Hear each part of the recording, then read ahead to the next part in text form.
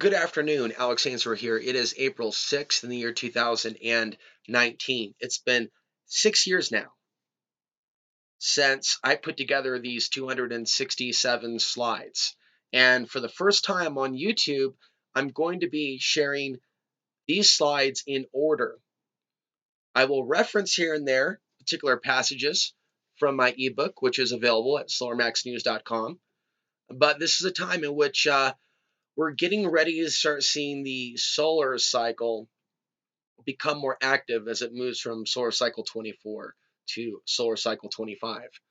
And I've been thinking the last couple of months about going back to key slides in this presentation, in particular certain ones in which I'm giving my forecast from the year 2013 on how I think things are going to play out in the 2021 to 2025 period and other perspectives.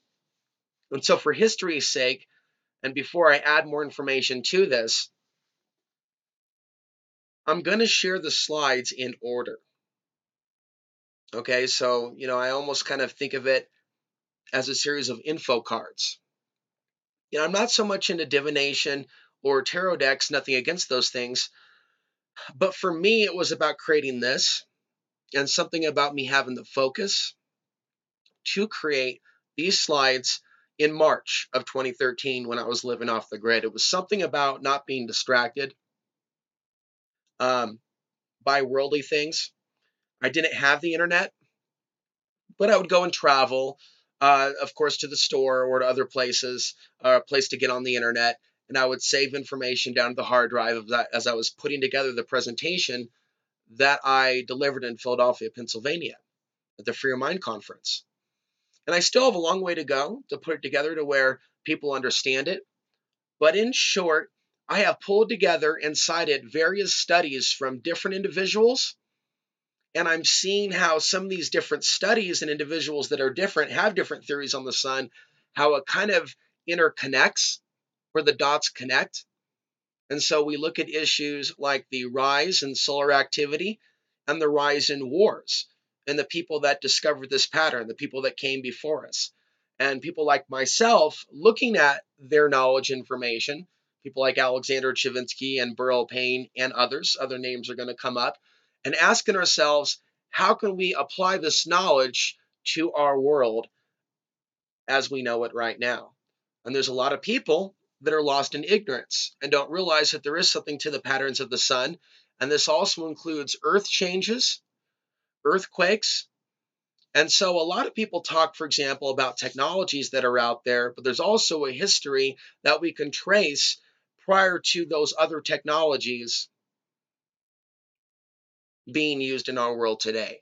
So, for example, going back hundreds of years, looking at the history of solar activity, but also the histories of earthquakes and other things that have taken place, social upheavals, riots, periods in which the masses were moving in a particular direction, perhaps with a certain amount of focus and drive. And that energy truly coming from the sun. So there's a way in which we directly interrelate to the sun and are affected by the sun in a way that isn't taught in school. And because most people are walking through life without this knowledge, instead of them using this knowledge to their benefit, it's actually used against them.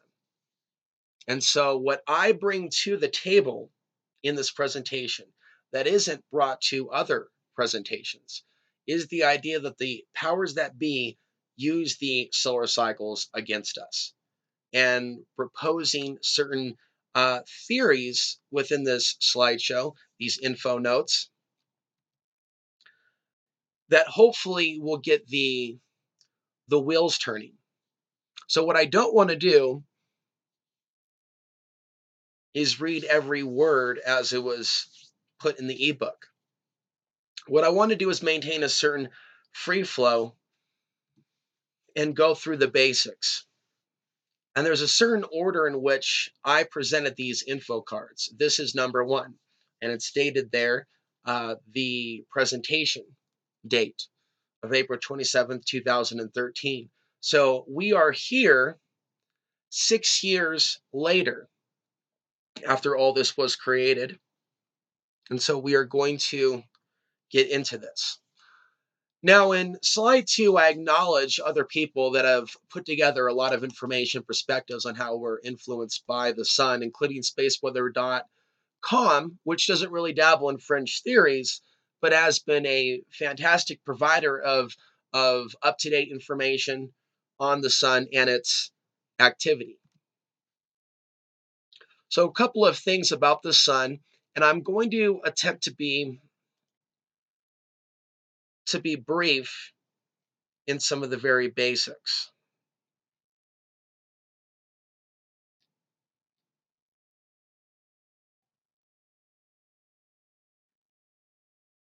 All life that is on Earth came from the sun, which is the closest star to the Earth. If there was no sun, there would be no life on this Earth as we know it. The sun is a giant electromagnetic transmitter which floods the planets of the solar system with heat, light, UV radiation, and electrically charged particles. Solar flares and the solar wind containing electrons and protons have shaped life on our planet throughout history, and the changes in the sun's activity affects every person on our planet in some way. Every 10 to 11 years, the number of sunspots found on our closest star rise from 0 to a high of over 400.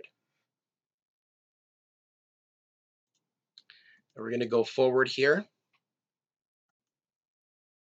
Understanding the cycles of the sun and the changes that it brings leads one out of a polarized, linear worldview of an outcome that points to one of two extremes. So, this is some original thought that I'm bringing to this before we even get started in the other things. Now, we've seen this on the internet, have we not?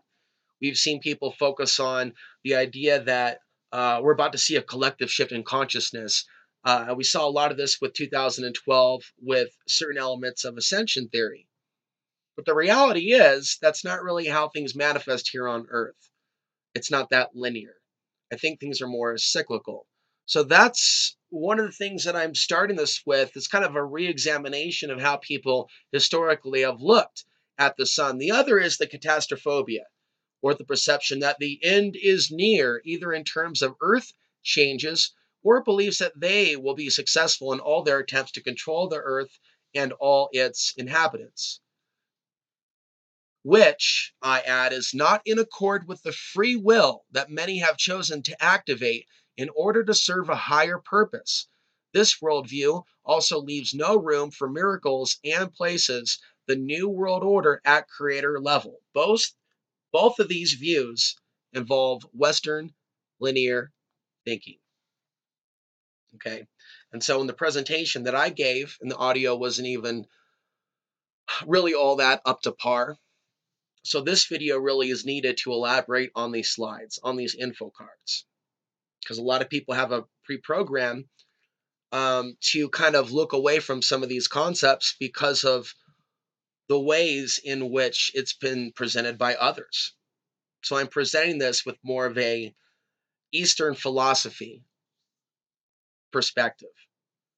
Eastern circular thinking has no beginning and no end.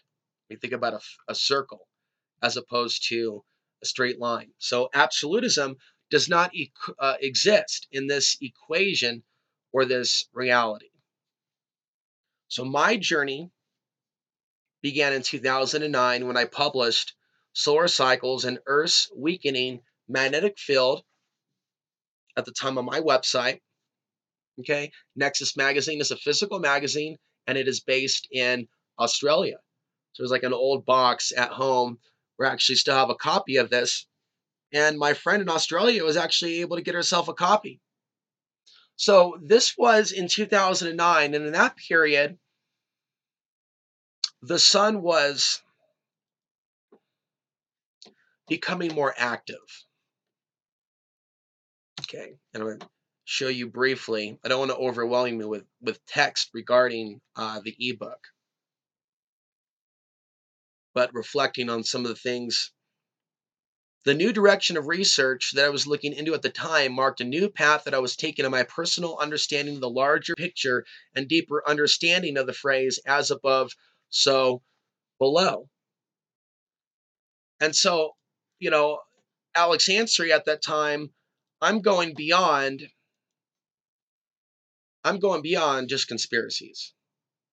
I'm going beyond just reporting on current events like my peers in the alternative media.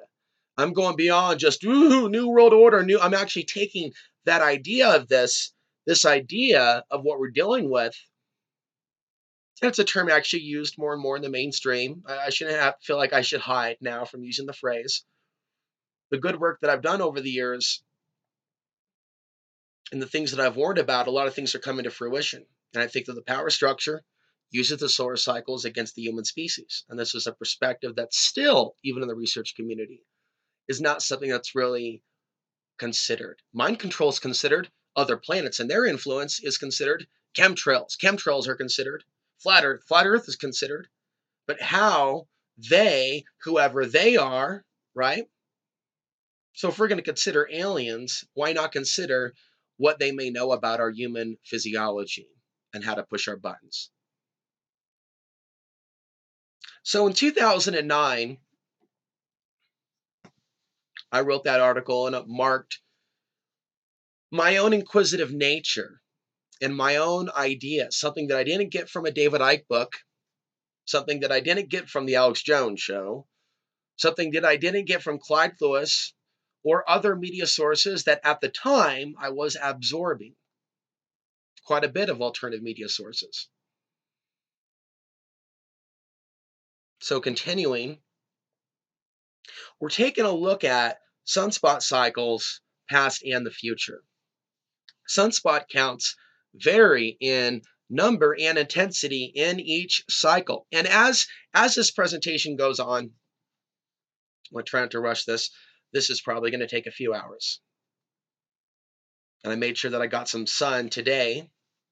Right now we have clear blue skies.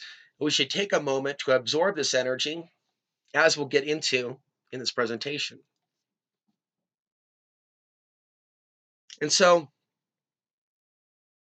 we're looking at the cards that I put together in 2013. I have not updated the order of these cards, nor the content of these originally made info cards based on available information from NASA and other scientists, citing actual real studies, not fringe fake studies. Okay, and I'm going to refer to my ebook here.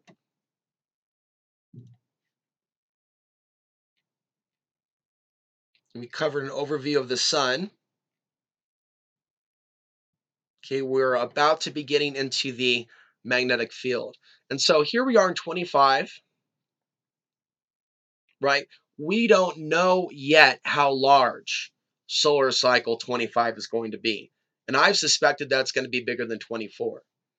Most people have had their focus on a grand solar minimum and the idea of massive unrest also coming from crop failures and that type of catastrophe. That's not necessarily off the table, but what I am focused on is what we're going to be going through the next solar cycle.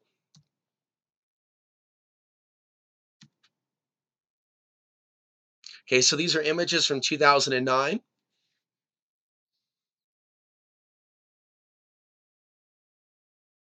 Okay, and they made a projection for a double peak in the solar cycle, which is, it would peak out at different places, not just one.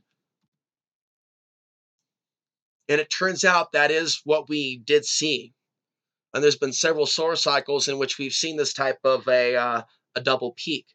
Here we have solar cycles 22 and 23. So what I'm going to be doing for you now, I noted a number of, I'll call them clues. I use this word often, clues, and I'll make a mental note.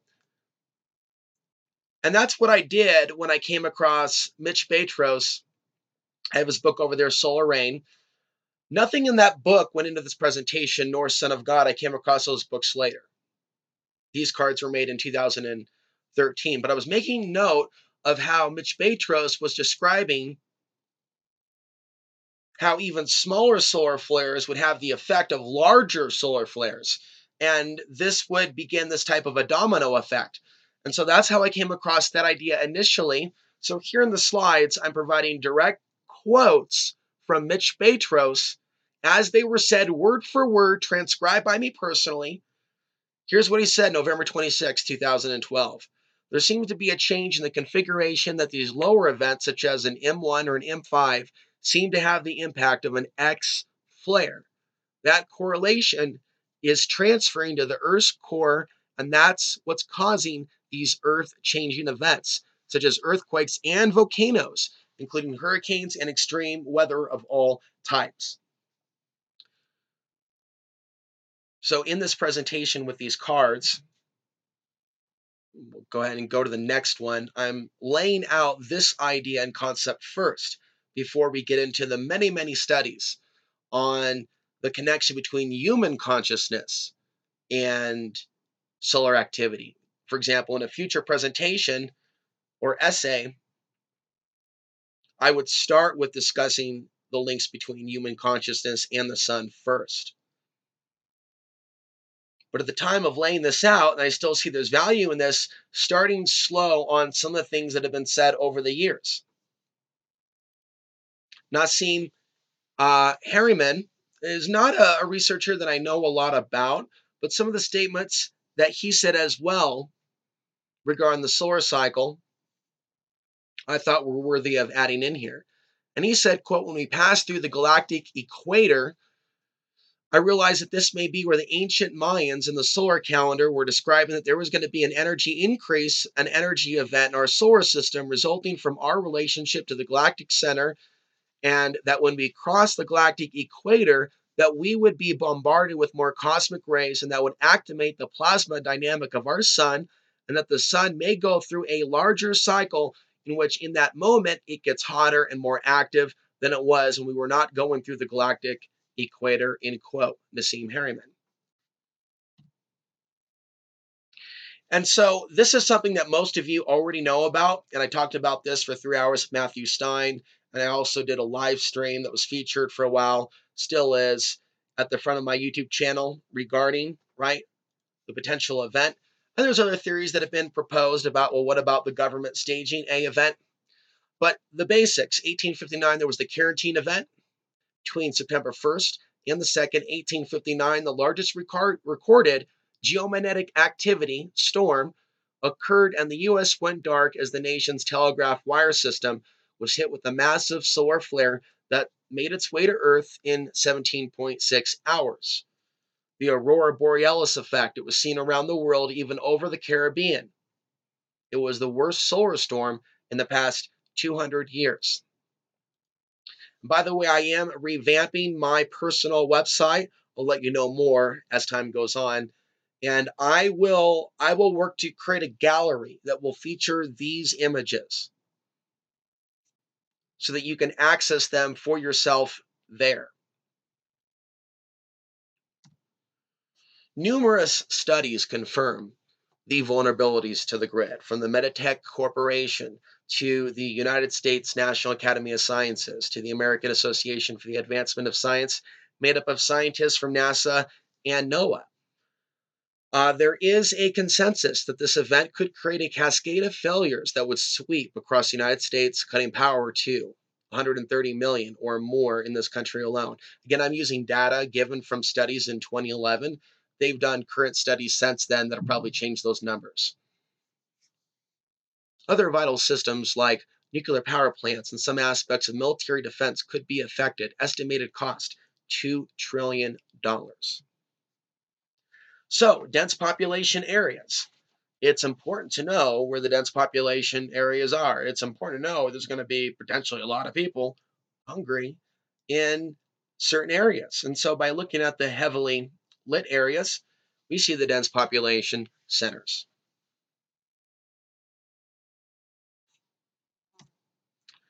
Nuclear power plants at risk. Now, this specifically deals with Matthew Stein and what he wrote about with regards to 400 Chernobyls.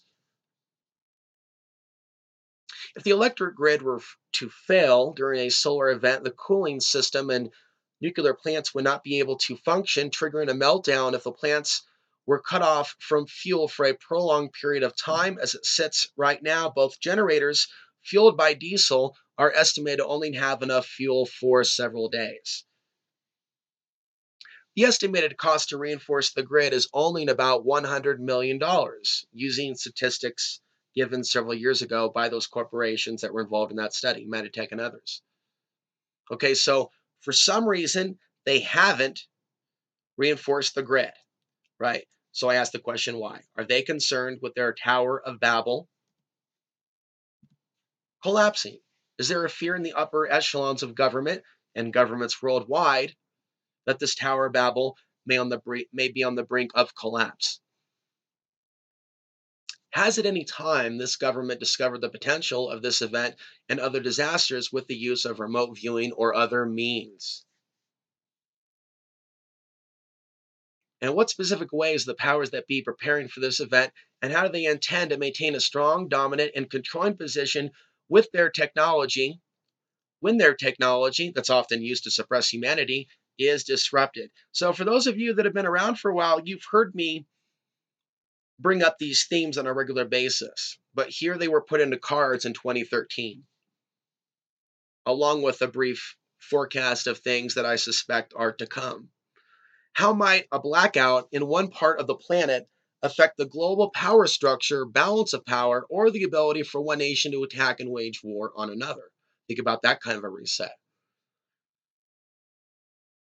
How might this create a positive outcome after a period of time for people seeking freedom from dominating structures and oppressive systems at a moment when governments may not possess the technology or resources to suppress or manipulate them? You can think about They Live, for example. They Live featured the takeout of the mind control satellite, believe it or not. How might such an event bring people together in a crisis where friends and loved ones become more valuable than money or technology? And clearly, that was a theme of that video. And we can go deeper into that in another video in the future, specifically focusing on like the reset of romantic relationships when the distraction of social media. And I was putting this out there years ago. We could already see even then the influence of social media, but it's arguably far worse today. The drug-like effects of social media, its impact on relationships, also digital media, digital addiction, people being lost in their virtual reality even if they're not wearing a headset. Okay, so is this the end or is this the beginning of something new? This is just where I'm starting with these info cards to get people thinking outside of the polarized worldview that was defined earlier. Catastrophobia on one end, right? And then viewing the changes in the sun as something that's going to bring a collective shift in consciousness when the effects in our world and other things taking place when the sun is more active. It's a little more detailed than shiny happy people holding hands. And so balance, kind of like the Buddha seeking to find balance between the extremes, balance is needed with understanding this data. Other major events where technology has been disrupted: 1960, 1989. This is commonly cited, even today. A relatively weak geomagnetic storm caused an accident at a Canadian hydroelectric power plant that left 6 million people in the United States and Canada without power for 9 hours. In May of 1993, a solar flare affected ATM machines in Massachusetts. Other events: 2003. So several X-class solar flares interfered with satellite communications, produced a brief power outage in Sweden, and lit up the skies with ghostly auroras as far south as Florida and Texas. On September 7th, 2005, a string of X-class solar flares, including an X-17, caused lesser disruptions to major power grids and knocked out the GPS system completely for 10 minutes. Now, one of the things that I'm not trying to rush this. This presentation is going to go on for a few hours. So this is what I'm going to bring to your mind, because we're going to kind of ease into the human behavioral response, physical, real world response to changes in the sun. A couple of dates there, 2003 and 2005. That period of October 2003, I pulled my sciatic nerve, resulted in a very rare period in my own life where I was walking with a cane. And that was actually kind of like the end of a chapter in my life, and knowledge that I was putting in my mind of the previous years. We're going to get into kind of how I looked at my own personal life cycles, lifetime within lifetimes, and saw them lined up with like the sun's activity. And that's what did it for me. So when I look at this, and I'm showing you this info card here, 2003 comes to mind for me personally. Now, let's look at 2005. Hurricane Katrina comes to mind. Also, the energy of those periods seemed to be propelling my life forward. From September forward, I mean, my platform, OTB TV on cable access, really took off right after that little X-class solar flare. So I'm telling you right at the beginning of this that this is also about how we're affected. So the sun's great conveyor belt, the GCP, is a massive circulating current of fire and hot plasma within the sun, and has two branches, north and south, each taking about 40 years to perform one complete circuit. Scientists believe that this controls the sunspot cycle. There's also been some new information since that I believe that I put in the ebook. Record slowdown of sun's great conveyor belt by 2022. So in 2006, NASA solar physicist David Hathaway stated that a previous study of the GCB showed a slowdown. This is what I just was referring to, and said that based on current data, the slowdown we are now seeing means that solar cycle 25, peaking around 2022, could be one of the weakest in centuries. In 2009, his calculations took a turn by 180 degrees when he found that as the speed of the GCP decreases, the number of sunspots increases on the sun, and vice versa. The GCB has been circulating at an exceptionally high speed for the last several years, at a time in which we have observed less than expected sunspot numbers.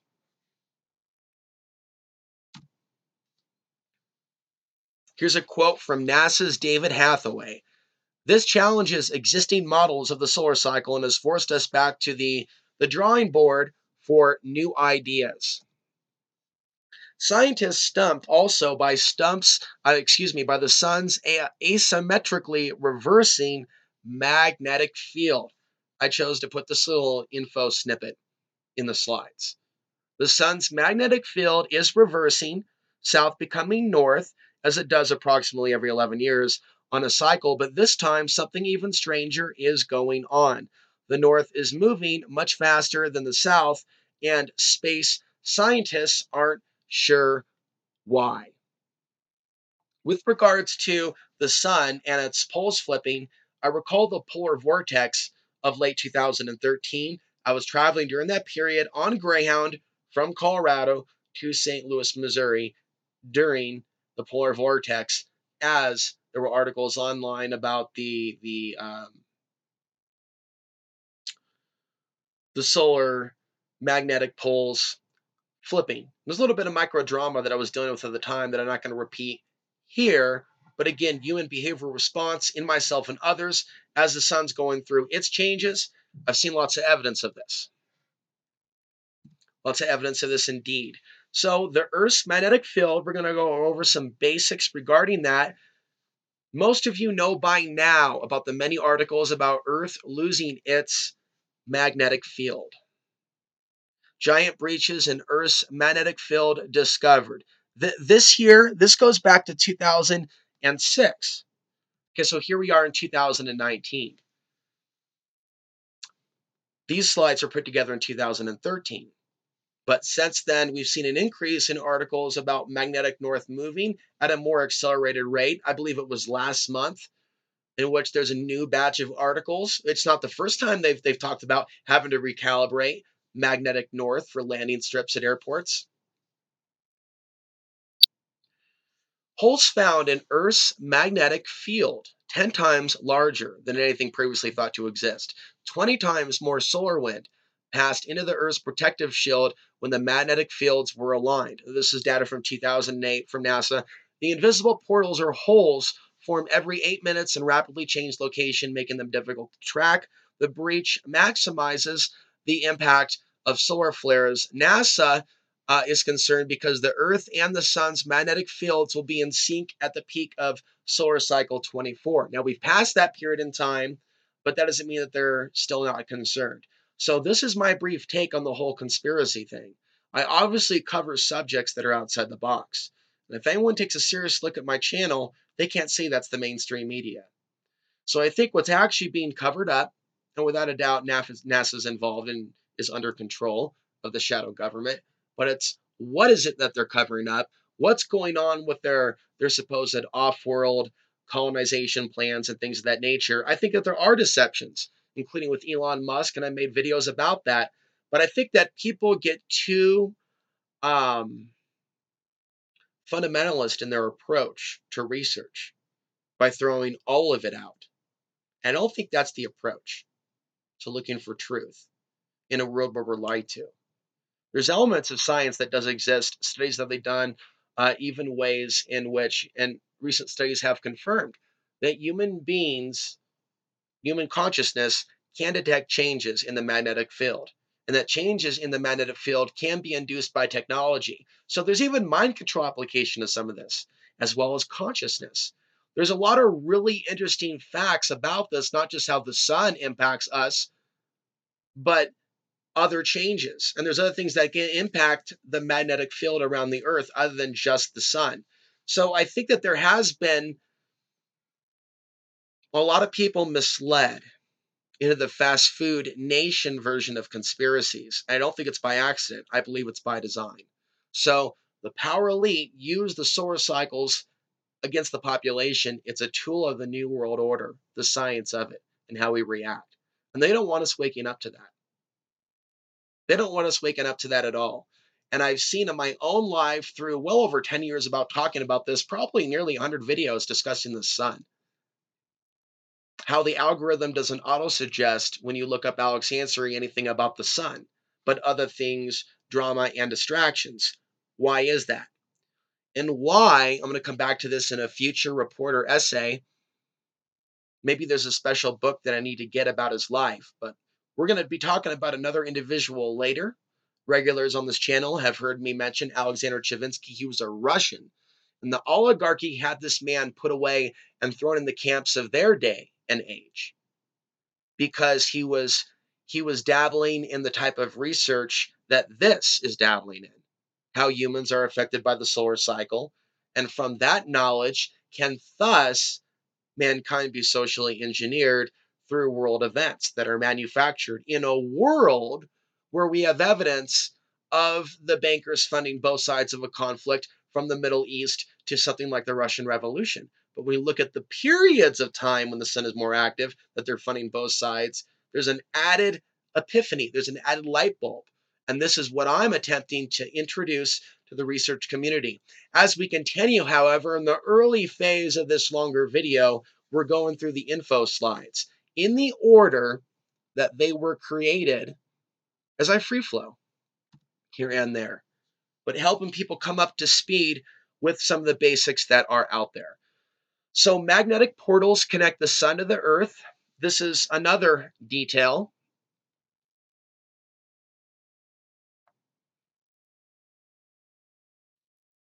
Taking a look briefly at the ebook and making sure that we are synced up.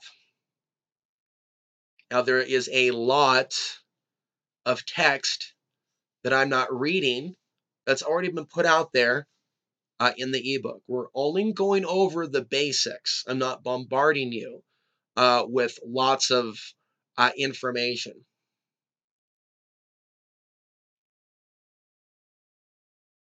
Okay, going through a lot of detail here.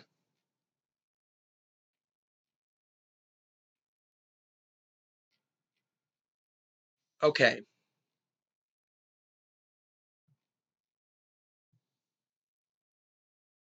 a lot of information. I want to thank you for your patience. And I'm having to decide here on the fly what I want to take time to get into as I look at, like, I'm on page 51 right now on the ebook. And so I would just encourage you, take a look at the information for yourself. But holes found in the Earth's magnetic field, that is where I am right now. So in June, NASA's 5 Themis satellites discovered a breach in the Earth's magnetic field that is 10 times larger than anything previously thought to exist. When this happens, solar wind can flow in through the opening to load up the magnetosphere for powerful geomagnetic storms and perhaps setting the stage for other breaches. The breach has also been confirmed by the European Space Agency's fleet of 4 cluster spacecraft.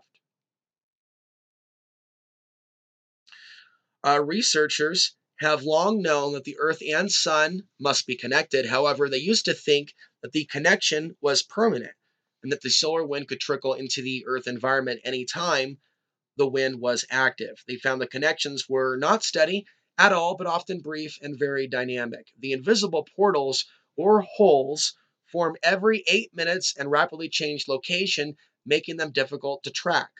This breach also changed the scientific community's understanding of how bursts of solar magnetism pointed north affected our magnetic field.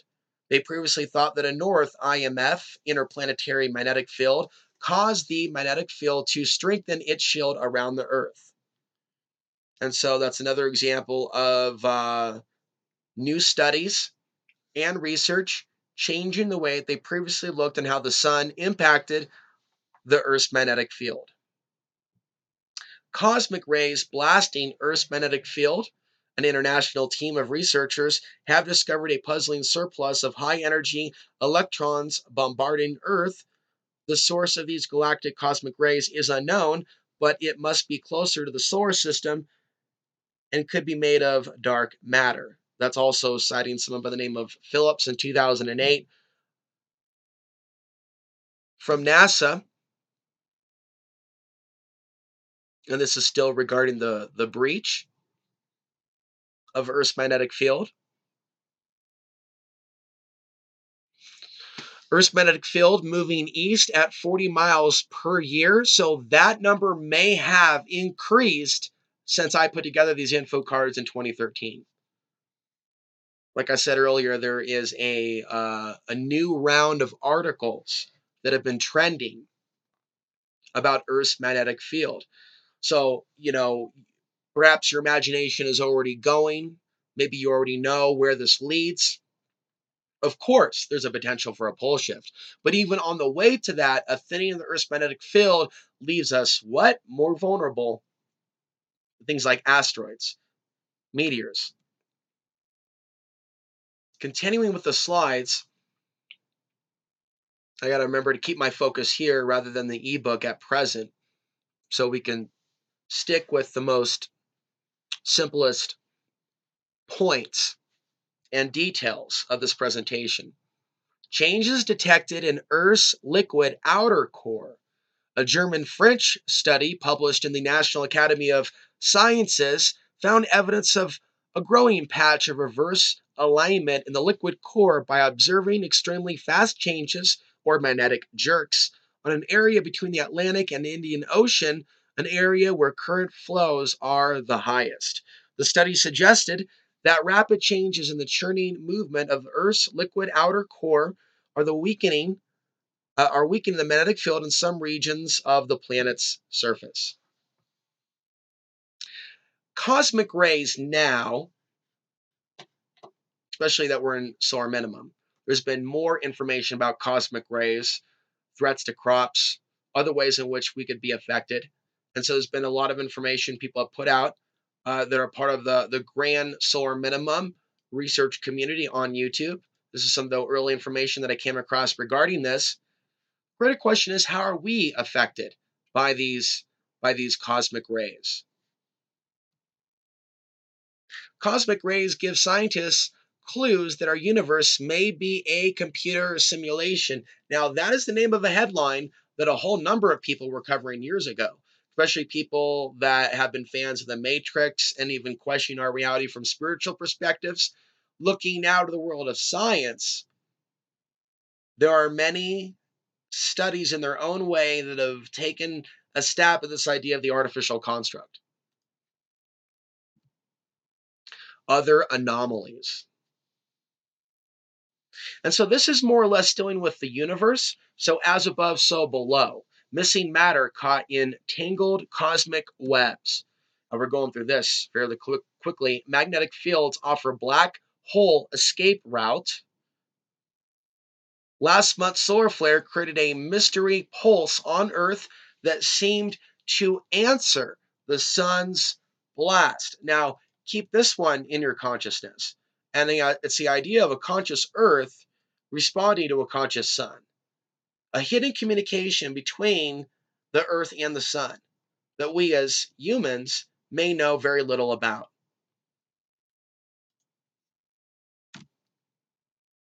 Changes and new discoveries in our solar system.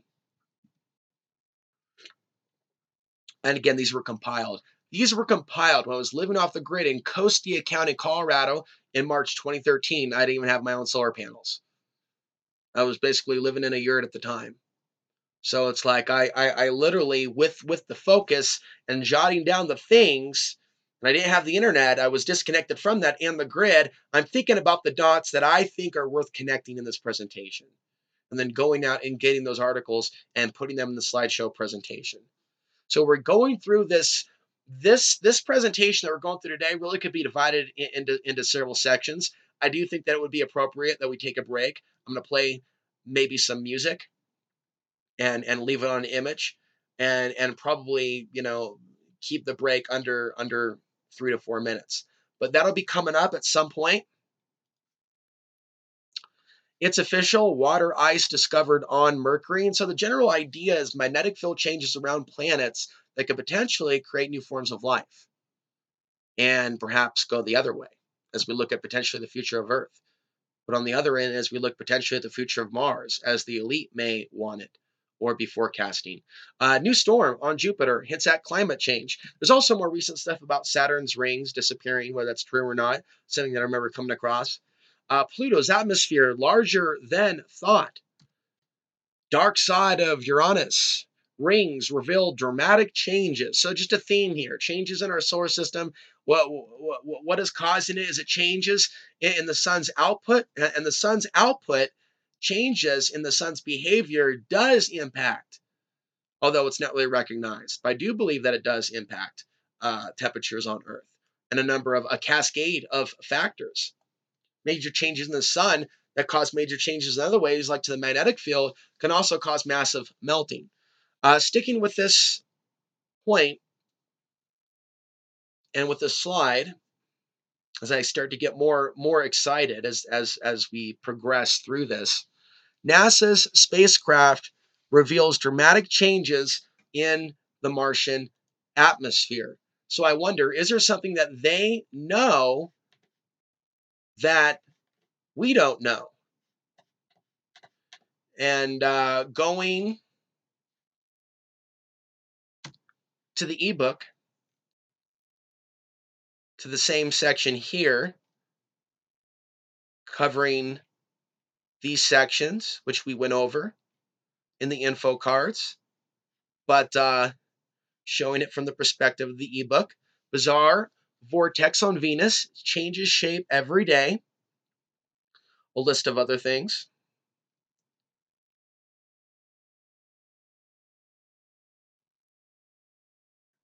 NASA satellite watches Saturn storm choke on its own tail. History of war cycles near solar maximum. This would be Alexander Chivetsky. I apologize if I butchered his name, but we will go back now to the slides.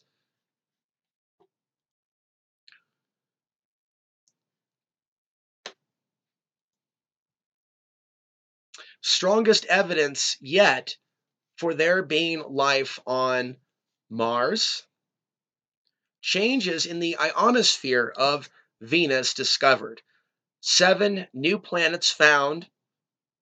2 may sustain life. And so, one of the things that you've heard from me for a while is the idea of pattern recognition.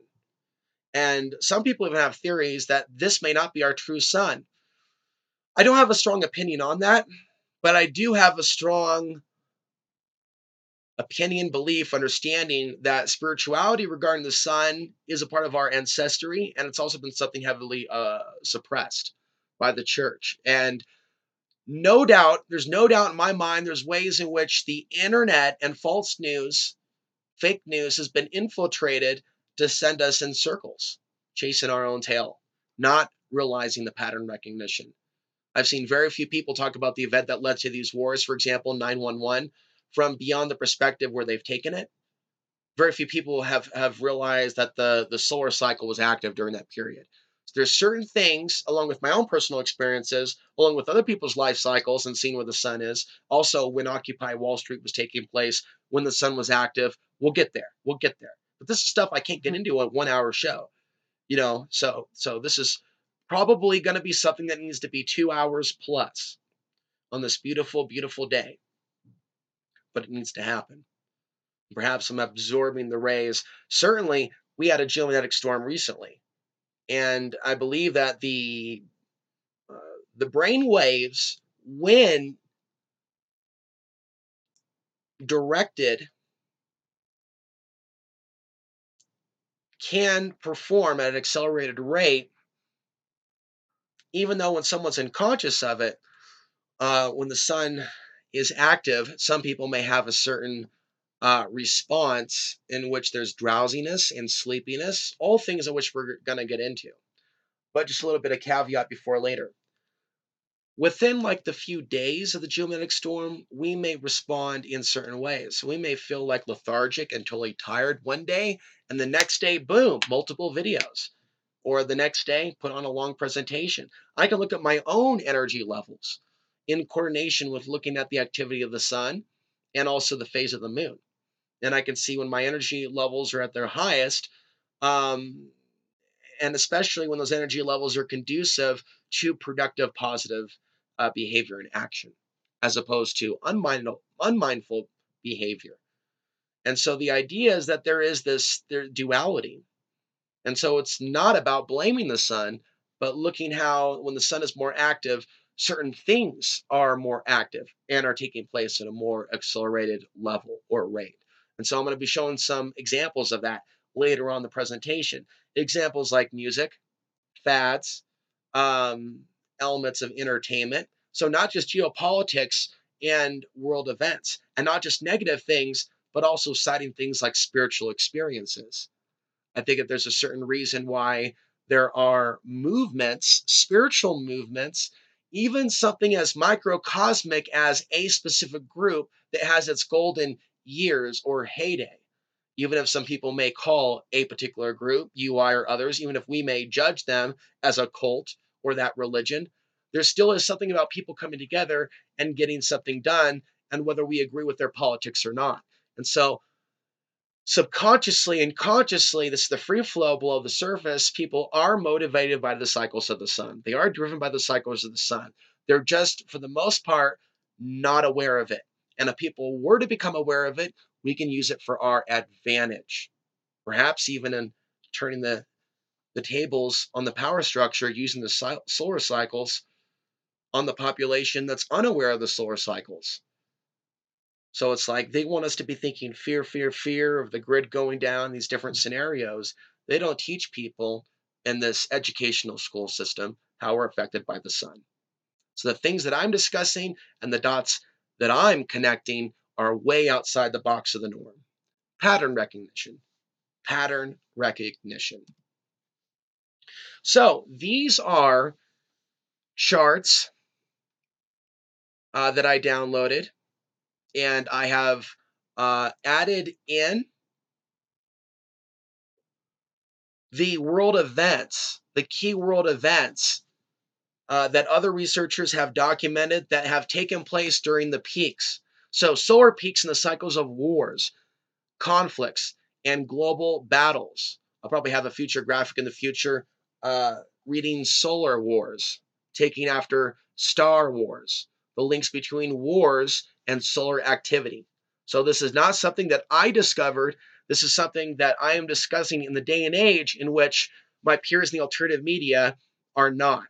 And other people that deal with solar stuff, it has a particular focus, which you're aware of. You're aware of where their focus is. I think that our work complements each other. I don't think that we're all meant to sing the same tune.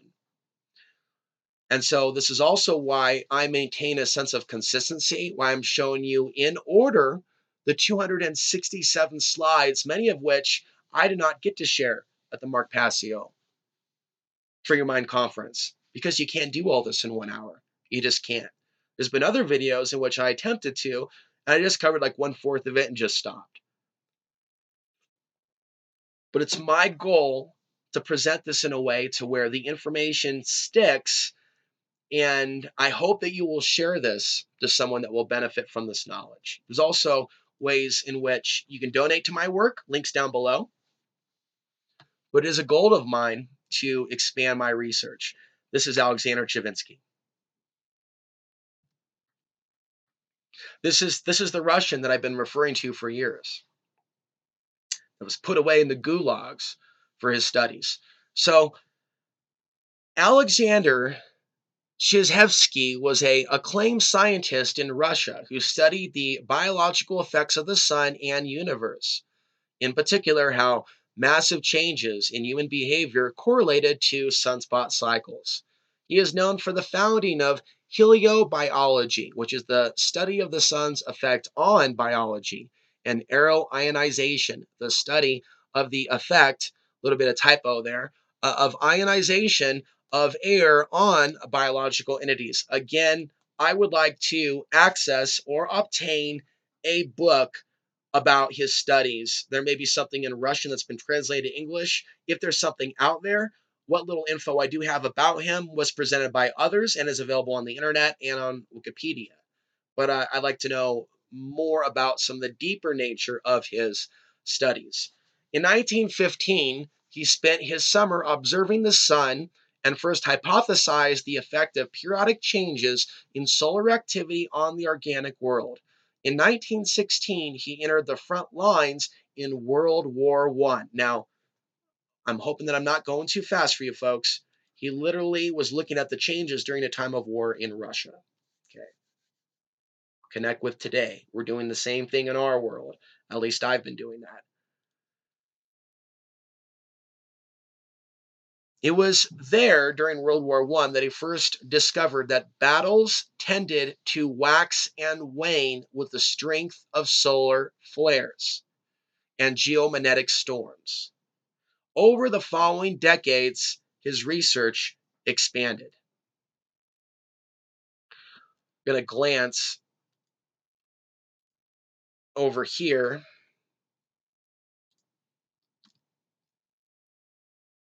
The data on cycles of war go back at least 2,500 years in the East and about 440 years in the West.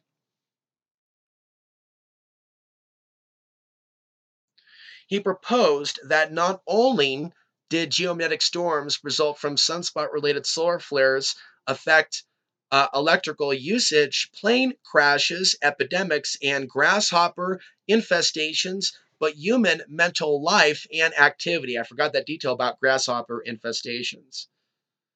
I actually tried to grow some quinoa in 2015, which was had a lot of solar activity around September. I remember the grasshoppers came in.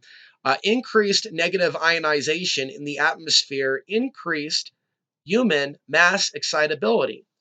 He never argued that periodic bursts of solar energy were the sole or even prime cause of events, just that they were an important contributing factor and could trigger actions that have been building up from a variety of other causes. Now, I don't want to overwhelm you in this presentation regarding the text of the ebook. I want to keep this simple, but some stuff needs a little extra explanation. Can you see from the perspective of the controllers having that information, the social engineers, before even World War II, before the events that we've seen, especially since the 60s, and the assassination of JFK, with literally the event that led to these wars taking place during the peak of solar cycle 24? I mean, think about it. As we look at the next info card,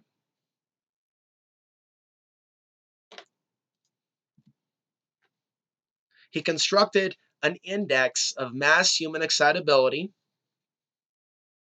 and he traced the incidents of wars, revolutions, riots, expeditions, migrations from 500 BC to 1922 AD. Now, as I'm reading this, think about the highs and lows, periods in which we've seen more activity, riots in the streets, unrest between people, and periods in which it's been quieter. Think about that, the waning and the waxing. It's not always on. It's not always on. There are periods in which there's a lot of quiet activity regarding things under the category of mass human excitability. Think about those. What might be those things in our world? I would suggest a lot of things, ranging from things that I've mentioned to migration, people straight up moving into certain cities, and how human mass excitability, this index, may be directly related to real estate prices in certain regions, where it's about a certain population going into a certain area, but it's really about supply and demand. And as you'll see signs of, there are elements of Wall Street and the financial community, at the very least, the Federal Reserve Bank of Atlanta, that have taken notice of this. So he found that 80% of these events occurred during a 5-year period surrounding the peak of solar activity, while which increased negative ionization in the air. This process is known as hypsometry. So in 1942, Stalin became aware of his research, and he was asked to retract his writings on solar cycles, which contracted Soviet theories of the reasons for the Russian revolutions of 1905 and 1917. He refused, and he was arrested, thought criminal, and he spent 8 years in a forced labor gulag, followed by 8 years of Soviet rehab, where he conducted scientific work in the coal mines. Come here, boy. We'll give you something to think about. He has been commemorated on a coin here in Russia, showing, and then the reason I brought this, like, I'm not making this guy up. I'm not making this guy up. This is a real person that has been commemorated in Russia. This is someone that should be taken seriously. I mean, here we are years later, and spaceweather.com, which does not dabble in fringe theories and research, recently ran with that report about magnetic fields affecting human perception, or human perception being able to detect magnetic fields. And previously, this was something that was discovered in migratory animals.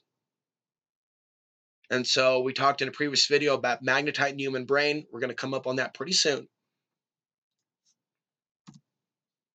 So Raymond Wheeler stumbles upon the research of Alexander Cherinsky. Who knows? Maybe the future will have people stumbling upon the research of Alex Ansary and where he took it. Raymond Wheeler confirmed that the patterns span human history as far back as 2,500 years. He gave a ranking of 1 to 3 based on their severity, and he found that intense magnetic upswings directly affect the human brain and at times drove mankind into deadly emotional tantrums and frenzied killing sprees. He analyzed world climate and cultural activities all the way back to the dawn of recorded civilization. He presented his research in his book, Climate, the Key to Understanding Business Cycles.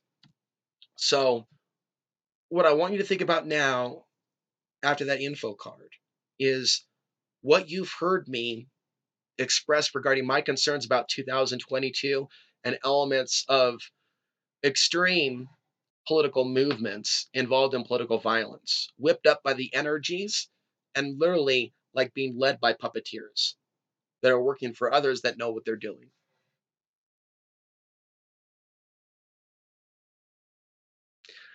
And so as we move in the next solar cycle, where X may mark the spot for the next major world geopolitical crisis, as tensions on Q already start to heat up as I speak with North Korea, as Iran pops almost on and off the map, on and off the radar, a blip, or another country, another statement from China, another show of strength, another Russian jet buzzing US aerospace. And also look at where we are in the solar cycle and hypothesize and theorize and speculate with my intuition that on the highest levels of the military industrial complex, above the actual troops, above the actual pilots, are orchestrating exercises even around periods in which the sun's more active, getting people acclimated for World War activity, World War exercises, war games upon war games, and more. Edward Dewey, how are you, buddy? Looks like an upstanding gentleman. His data was statistically analyzed by Edward Dewey, founder of the Foundation for the Study of Solar Cycles. And he validated the existence of these war cycles, and he described the four components of Chavitsky's 11-year cycles and their approximate lengths.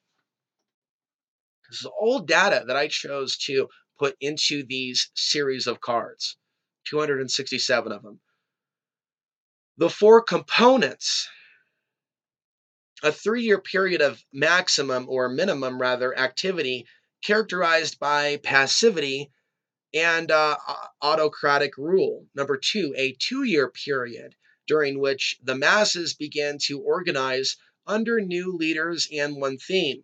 3, a 3-year period of maximum excitability, revolution, and war. 4, a 3-year period of gradual decrease in excitability until the masses are apathetic. Here we have a chart here with several colors down below indicating the different stages 1 through 4 of this cycle. I previously described to you like an energy cycle of feeling lethargic and not a lot of energy, and then kind of boosting forward. You can also think about the daily cycle of getting up in the periods of the day in which we're more active. I, at the moment, strategically chose to record today's video during a certain part of the day. You may know when you're most productive during the day or during the morning, as you know your own cycle. I'm sure you do. This information, however, could be some additional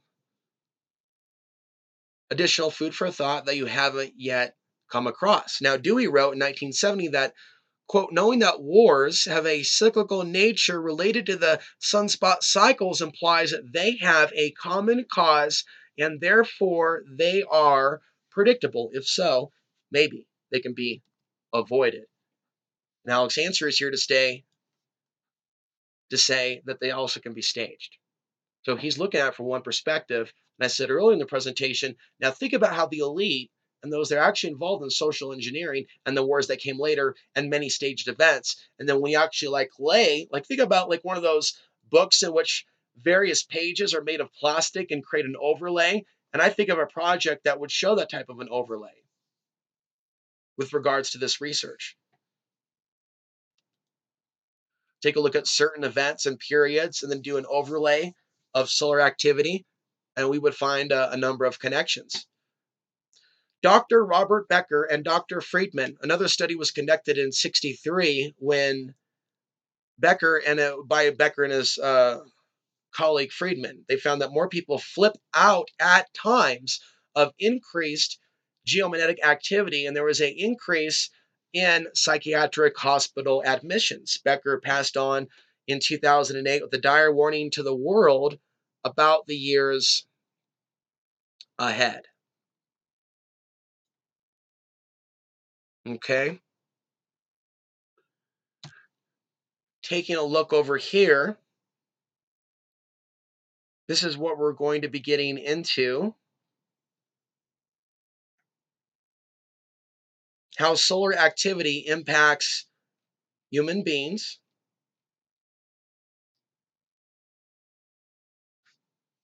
Going to add in some additional information that's not in the cards.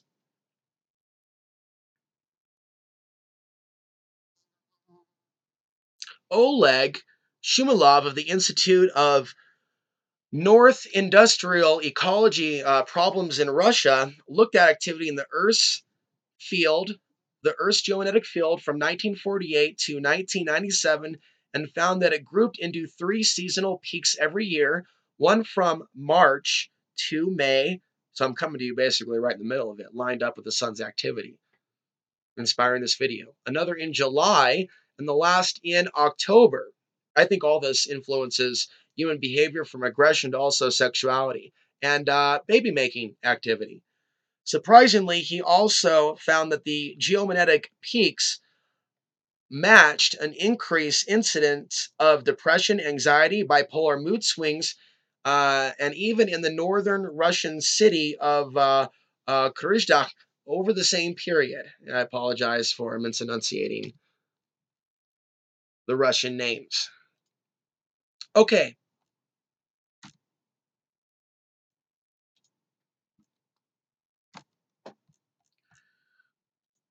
going over here,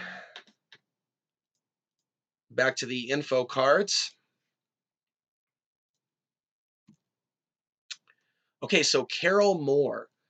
I found her research getting into the influence over protests and activists, people trying to create positive change in our society. And her contribution to this presentation, right, also needs a spotlight, just like Burl Payne and Mitch Batros and others. So here are a few quotes from her webpage. And you can find it for yourself. There's a lot more in the ebook. Governmental leaders often respond to mass protests by starting wars to unite the people and suppress dissent. Also, they themselves may get caught up in the mania caused by negative ionization and launch irrational wars.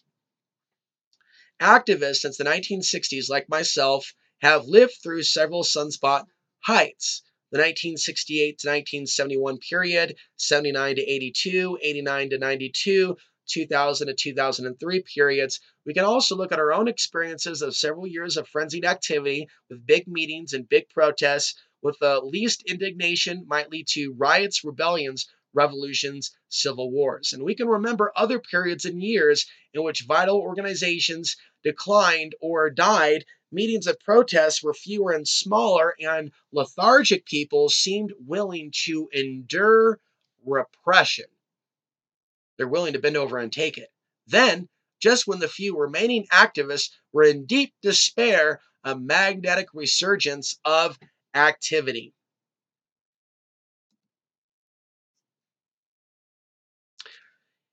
If government intelligence agencies are on their toes, they have bookmarked this page. And I'm going to add in, and those individuals that talk about such things, and of experts studying the effects of sunspots on activism so that they can squelch or even redirect such energies when they rise again, as the algorithm will redirect what you search for when you type in names and things. It aims to redirect. Do you understand? Isn't it interesting how there's ways in which technology and social media can redirect the energy, can redirect the focus at a click of a mouse? So it is hardly silly for activists also to look at the evidence that these cycles have influenced all of human history and to learn the implications of these cycles for activists organizing today and in the future. And I'm here to tell you that it was not easy to take like this long list and compilation of data and other studies and make info cards. It's like 267 slides is way too many for a 1 hour presentation. But all of these hopefully are helping this information sink in. And I think this is the cherry on the sundae that help people understand the global conspiracy in a way that others have not. I'm making a massive contribution to the research community through this presentation. Dr. Burl Payne, in the 1980s, he found that the start of warring behavior occurred on the ascent or descent of the sunspot cycle, and that the physical mechanism to trigger this was changes to Earth's magnetic field, which affected brain rhythms and hormone balance of sensitive individuals. Now, this image here is indicating that on the going up and the going down, I've described this before. This is from his ebook that he produced on the sun. The going up and the going down, being that we're going to see some of the most activity where the peak is maybe not the peak of the warring behavior, but going up and going down. And so this is valuable information as we look at these stats and statistics. Other charts. War cycle chart by Dr. Burl Payne. And this is probably not as enlarged as it needs to be. We're going to flow through, though, the war cycles. And so this piece of art from his ebook depicts the difference between male and female and men on this level regarding the sun and the moon.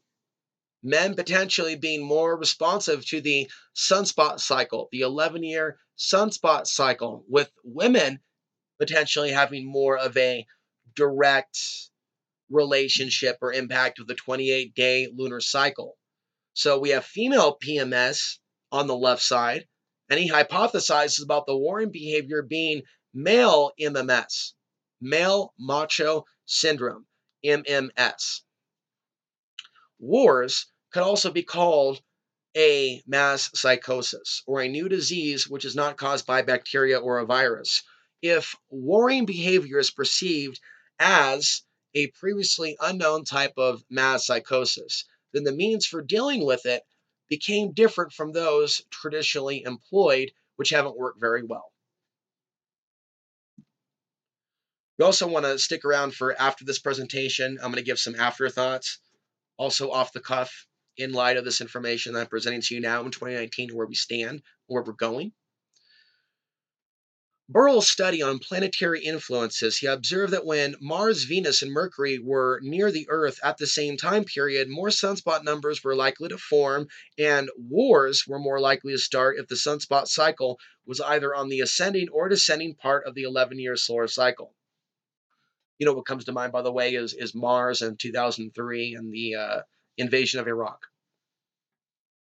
Also, solar activity mentioned earlier in 2003, in October.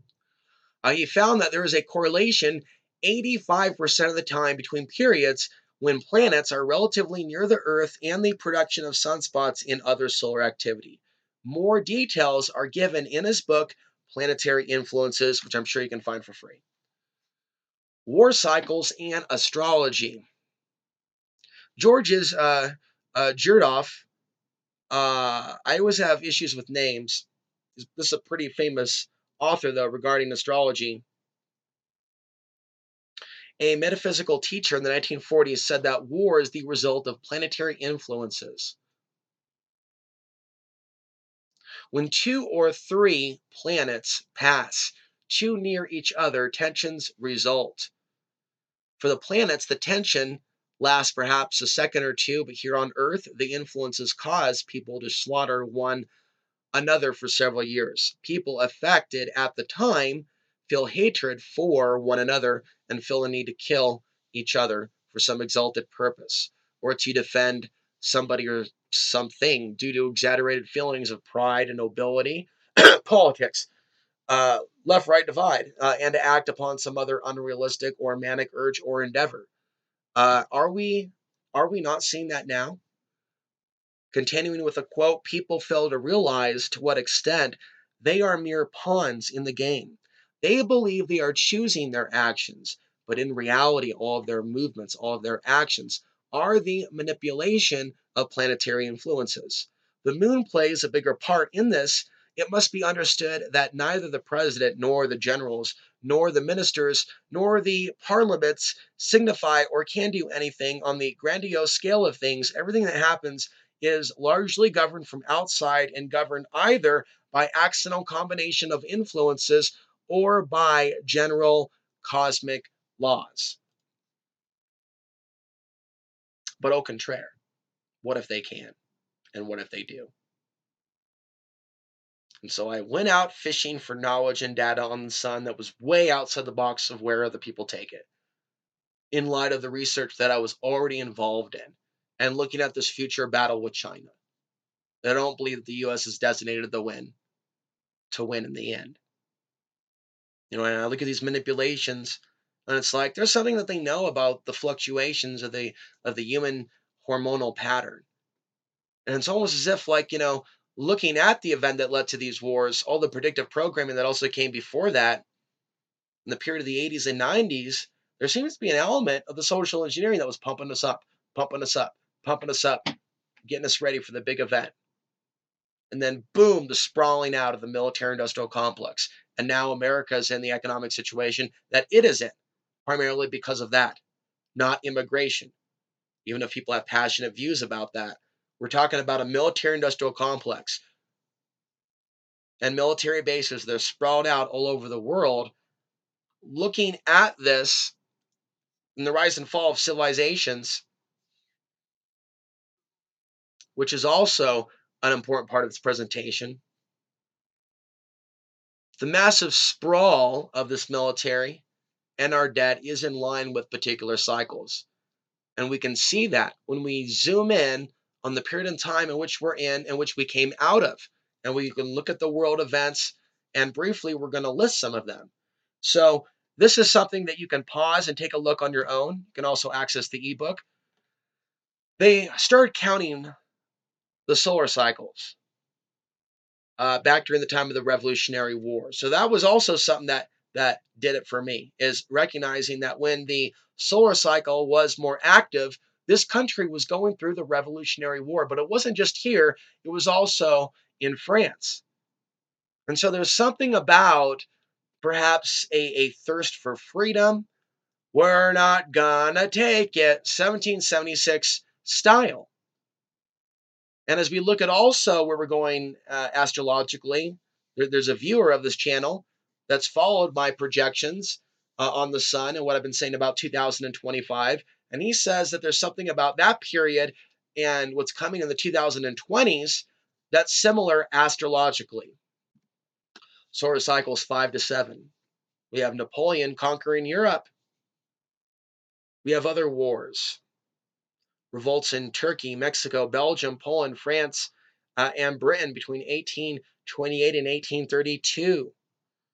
And a lot of the stuff I'm not reading because it's up on the screen. So if you happen to be by chance just listening to an audio version of this, the slides have a more detailed list, which was compiled by some of the people that we mentioned earlier that began to look at world conflicts and the sun.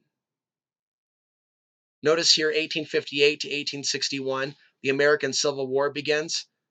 Revolts in India, Italy, and China. And we had the Carantine event of 1859, which affected the small grid, the telegraph wire system that the United States had then. Solar cycles 11 to 3.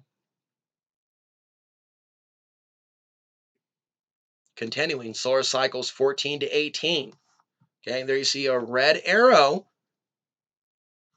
I used Keynote, and I've barely used Keynote, and I've barely used Keynote since. And so these slides will stand the test of time. I believe that. Really, there's a lot of work to be like chronicling the things that are happening now. And, within days of geomagnetic storms. Also, when you have a combination of full moon, new moon, and geomagnetic storms. Now, where we are right here in the slide, solar cycle 17 to 19. Okay, 1936 to 1939.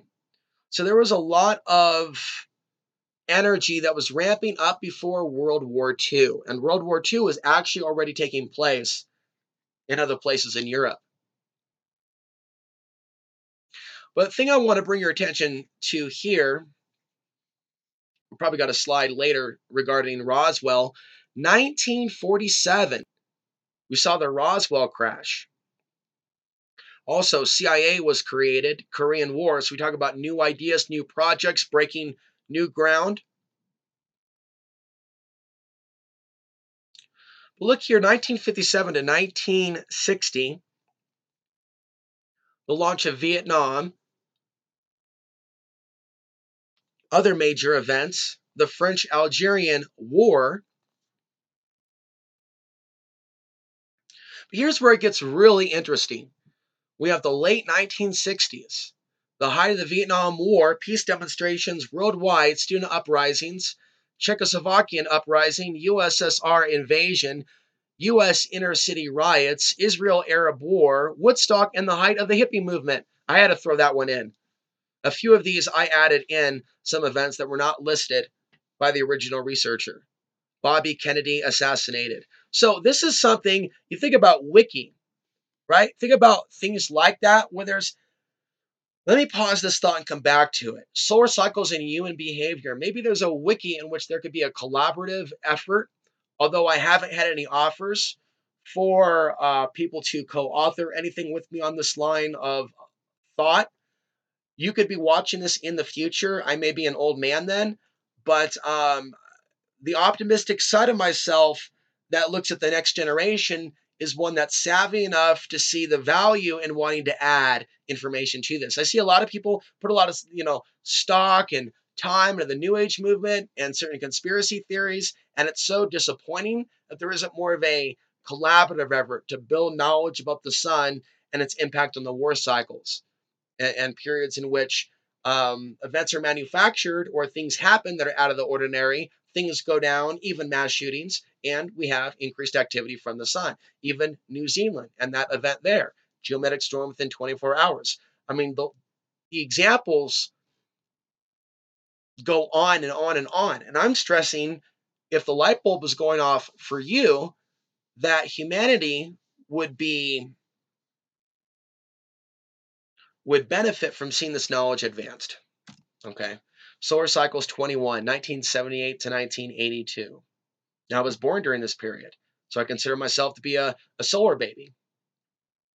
Polish solidarity begins. U.S. anti-tax movement reaches heights and elects Reagan. Shah of Iran overthrown. Iraq-Iran war begins. A lot of people died in that. A lot of bad weapons used. USSR invades Afghanistan. I was born 2 months later. That's basically the beginning of Afghanistan, 2 months before my birth. Falklands War. Zimbabwe gains independence. Anti-nuke peace demonstrations increase worldwide. U.S. aid to Contras in Nicaragua. U.S. invades Grenada. Israel invades South Lebanon, and much, much more. Solar cycle 22. So we have 1988 to 1992. And some of you may remember all that intense energy that was going on in your life and just exactly what your hair looked like. but I enjoy, as you're going to notice here in the presentation, lightening up the mood of this. This is not just about war. This is also about where we were in our lives during that period. Where was pop culture? Where were the fashions? I take this where no man or woman does. We also saw the New World Order speech given by George Bush Sr. on September 11th, 1991. We also saw the LA riots. So we go to the next solar cycle now, 1998 to 2000. And I've talked about my own challenges during those years, and I attribute that to the unsettled magnetic field, how it influenced me during that period and where I was in my life. Whereas other people may have experienced their own success and breakthroughs. And I think that I was too in consciousness and that it come with certain experiences. Now I look back at the major protests, WTO, things of this nature, like there was something literally in the air. The worldwide Y2K scare, identify that to be part of the catastrophobia wave, to where when the sun's more active, people are literally more like, it wasn't just the numbers. I've seen elements of this as we ramped up to 2012, as early as 2010, where people were more responsive to fear-based things. With the swine flu thing of 2009, most of us are not for any executive orders. That may have been a trial run to F with us. And so I could see in 2009 with the solar cycle slowly starting to get more active. Conspiracy interests and prepping kind of went up like that with the trajectory. So it wasn't just the dates of 2000 and 2012. I'm suggesting that these previous big prepper waves, to the degree that there are full-on prepper conferences, and a lot of people later, after certain events didn't take place, were trying to later return their food supply, like people, around Y2K. And I'm saying to you, I'm proposing this other idea, idea number 50, idea number 100, that catastrophobia is a psychological symptom during the solar cycle in which people are buying more prepper gear. That would be attributed to Alex Ansary, researcher on the Sun. Fringe, by the way, fringe researcher. A guy that's not taken very seriously by this world, but a guy that takes his research very seriously in the future of the human species. So we saw that event that led to these wars. Right there. And it gets even more detailed with some of these other slides. So this is showing the magnetic flux from a period on the left side of the screen. You're looking at January of 2001. And you could see the markings where 911 happens to be. And you can also see where in 2002 the cycle was more active again. And I'm sure that if you were to look at what was happening in America then and battles in the Middle East. Remember, before they were attacking Iraq, they were attacking Afghanistan. You probably see the most amount of people killed in stories of battles in around the period in which the sun is more active. Solar cycle 24. Okay, the peak in which we've already come out of. We've been in the minimum. Again, we're positioned for solar cycle 25. But between 2009 and 2013, we saw dissent in Tunisia. We saw Egypt, Yemen, Bahrain, and Saudi Arabia. Obama overthrows Libya. Protests throughout Syria, Libya, Iran, China, UK and France, Iceland, Greece, Spain, and the United States. Not limited to Occupy Wall Street. We saw the Fukushima disaster. I know a lot of you are just maybe looking at HARP. You need to understand that there was an X-class solar flare right before Fukushima by several days. Obama signs NDAA. Syrian civil war kicks off. North Korea points missiles at South Korea and threatens Hawaii and Japan. Boston bombing. Should I continue? So that's what I was in the Boston bombing occurring, I believe, 2013, right before the presentation that I gave, where I showed these slides, but I had to race through most of them very, very quickly. But now, today, on April 6th, 2019, during the solar minimum, on the cusp of the beginning of the next solar cycle, I am bringing this knowledge to you. I am working to slow down the presentation to the point to where I'm not racing over critical facts and details. The ebook has a lot more knowledge, a lot more information. I am going to reflect on some of this. So we just went through most of this.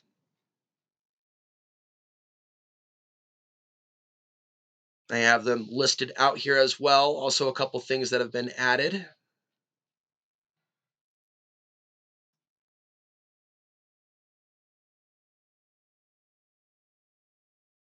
And we have some additional quotes from Carol Moore during the latest sunspot cycle height, and she wrote this over a decade ago, 2000 to 2003. This is Carol Moore's words.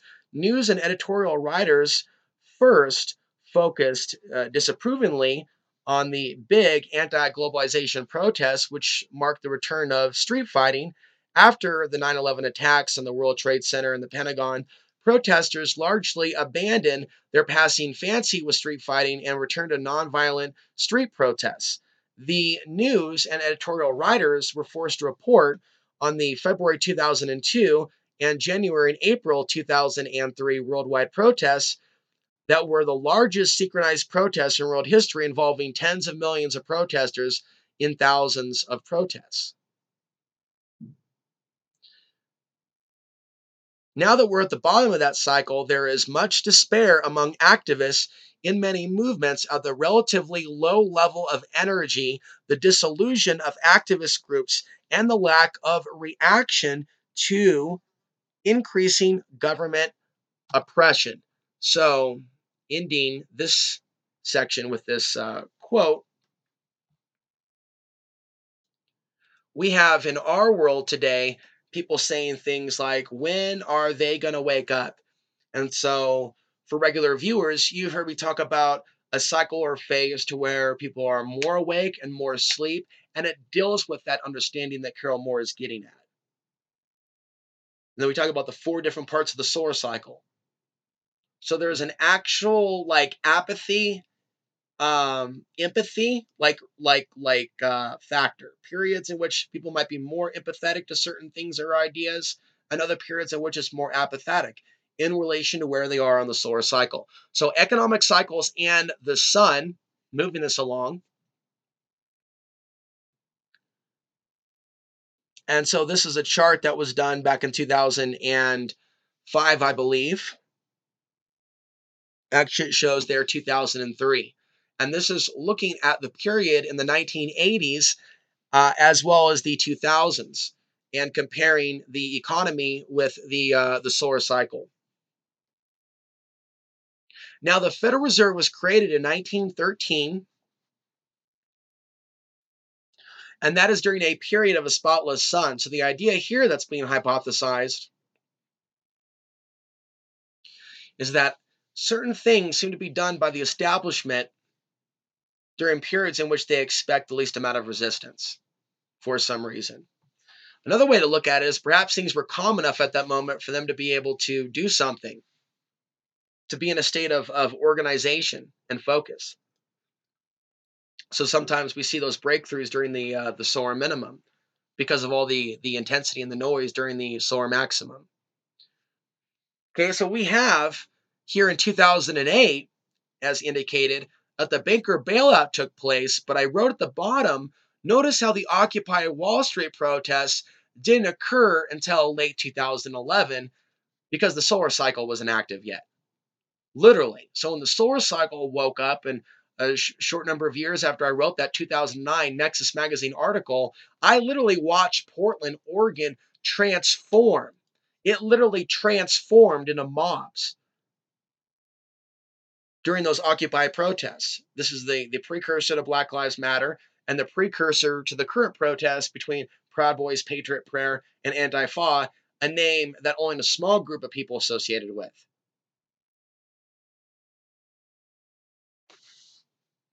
What I'm getting at is we've seen a lot of like extreme directions that society has taken, including collective groupthink, as we've seen the cycle progress and things getting larger.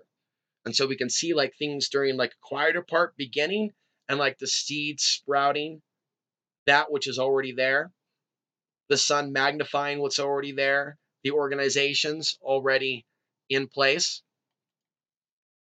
And I'm letting you know this is like a totally different way to look at life, reality, and the sun than what is commonly proposed. Okay, so riots, wild markets, did space storms drive us mad? A 2003 study by the Federal Reserve Bank of Atlanta found that such storms could affect the stock market as traders were more likely to make pessimistic choices.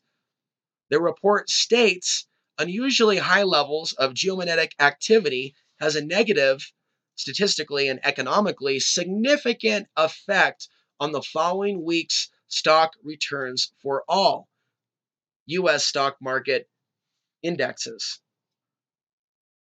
indexes. So here's an equation. We're segueing now.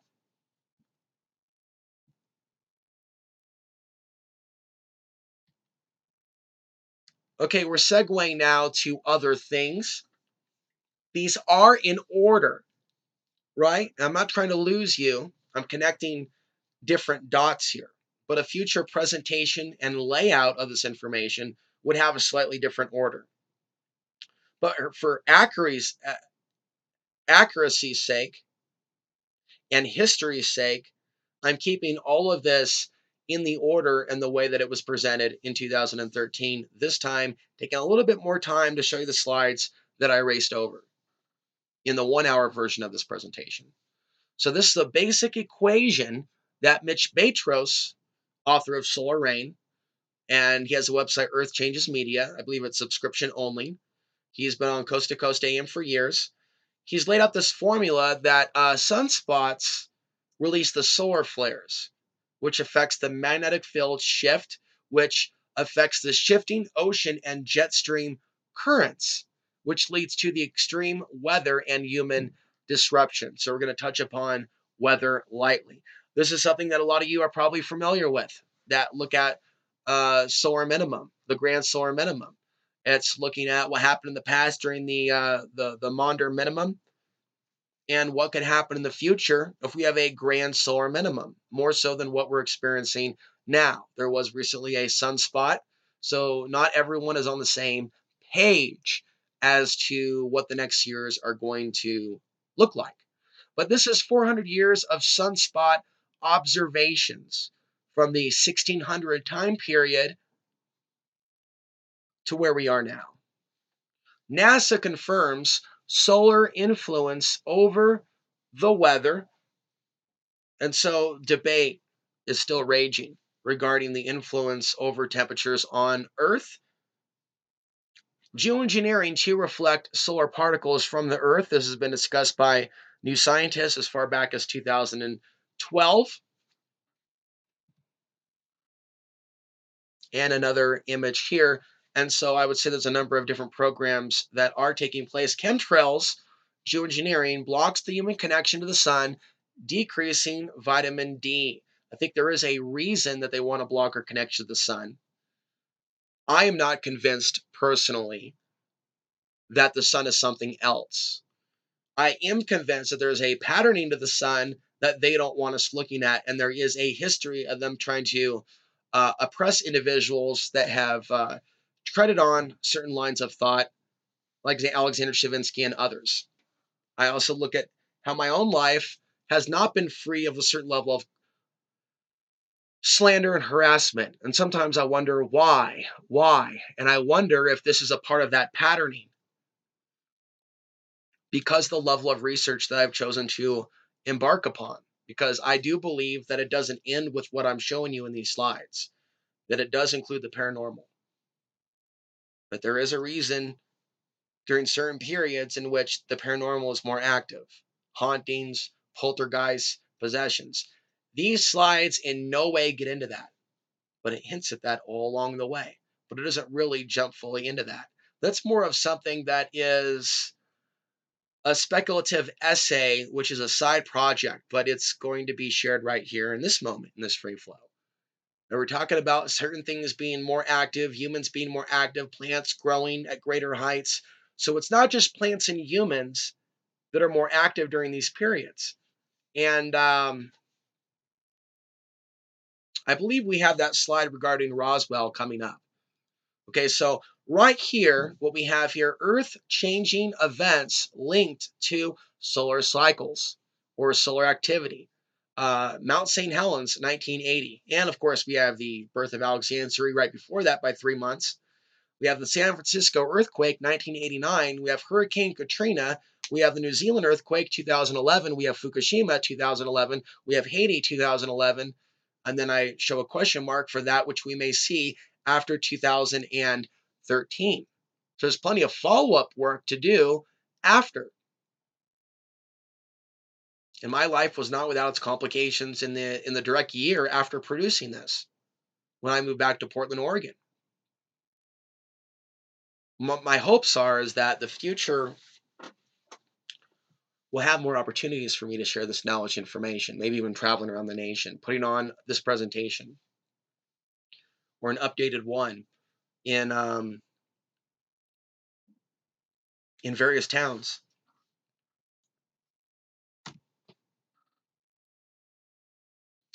Solar flare was accompanied by a magnitude 11.3 quake on the sun. So just little snippets of data here, right? Trying to help connect the dots, right? So sun active, the Earth responds to it like some sort of a pulse. I think we mentioned that earlier. Solar flare was accompanied by a magnitude 11.3 quake on the sun. Another clue. So the 11th, April 11th, 2013 solar flare.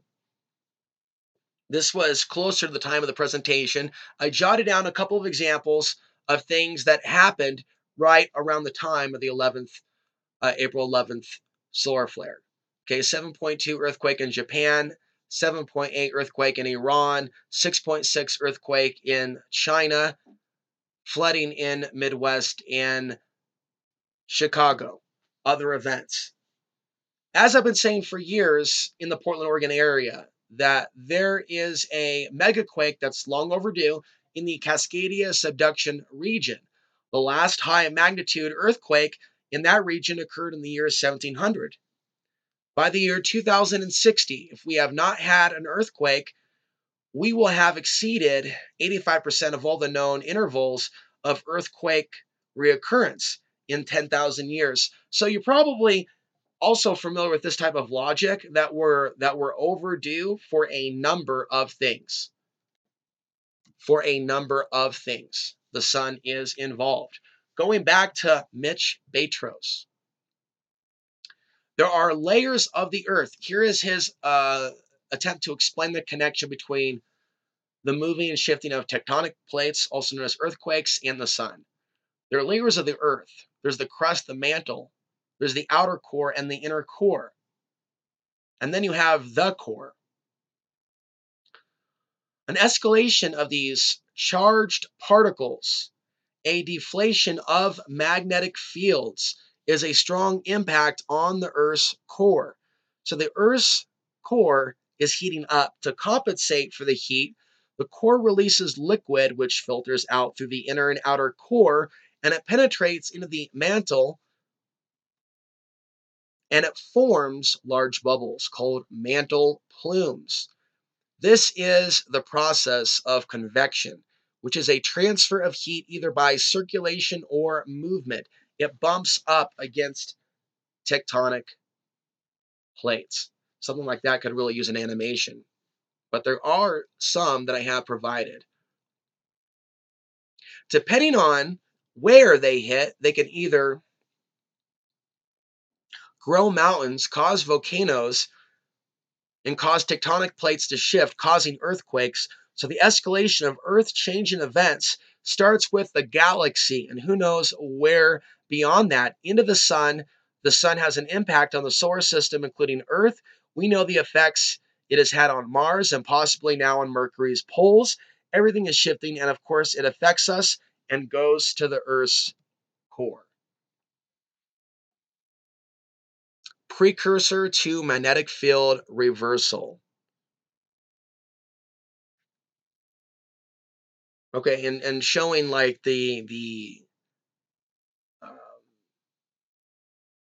the causal factors, the chain of events, starting with the cosmic rays, changes in the Milky Way, things that may impact the sun, creating the solar flares, firing upon the Earth's magnetic field, affecting Earth's outer core, affecting the mantle plumes, causing the seamount rifts. So HAARP's manipulation of the Earth's magnetic field. Most people know a few things about that, not so much how HAARP seems to be more active when the sun is more active. So was HAARP used after the coronal mass ejection, the solar flare, to manufacture Fukushima? Because there is evidence that that may be the case from that particular monitor, if there's any accuracy to that, or the idea that artificial technologies basically were used in around the time of Fukushima. What can be documented is the solar activity from spaceweather.com. And I remember where I was this time, and that a year later, Obama struck Libya. Literally, literally on the 8-year anniversary of Bush Jr.'s invasion. The sun ejected an X 1.5 solar flare on 3/9/2011. So, solar influence on the rise and fall of civilization. I believe in the ebook, this comes a little bit earlier. Maurice Cotterell presented this idea. This is an image from one of his websites. He's also the author of the book, Future Sciences. And so there's a number of societies that have come before, and using solar data, looking at the carbon 14, there is a correlation that this chart represents between these civilizations and these larger phases, cycles of the sun. Remember, there are the cycles of the sun that we're aware of, right? The on average 11-year solar cycle, but there's going to be other cycles that are going to be affecting population. And this relates to miscarriages. And I believe that we're going to be getting into that eventually. Collapse of the Mayan civilization. How the sun's twisting magnetic field can affect life on Earth. Now, this is in relation to miscarriages.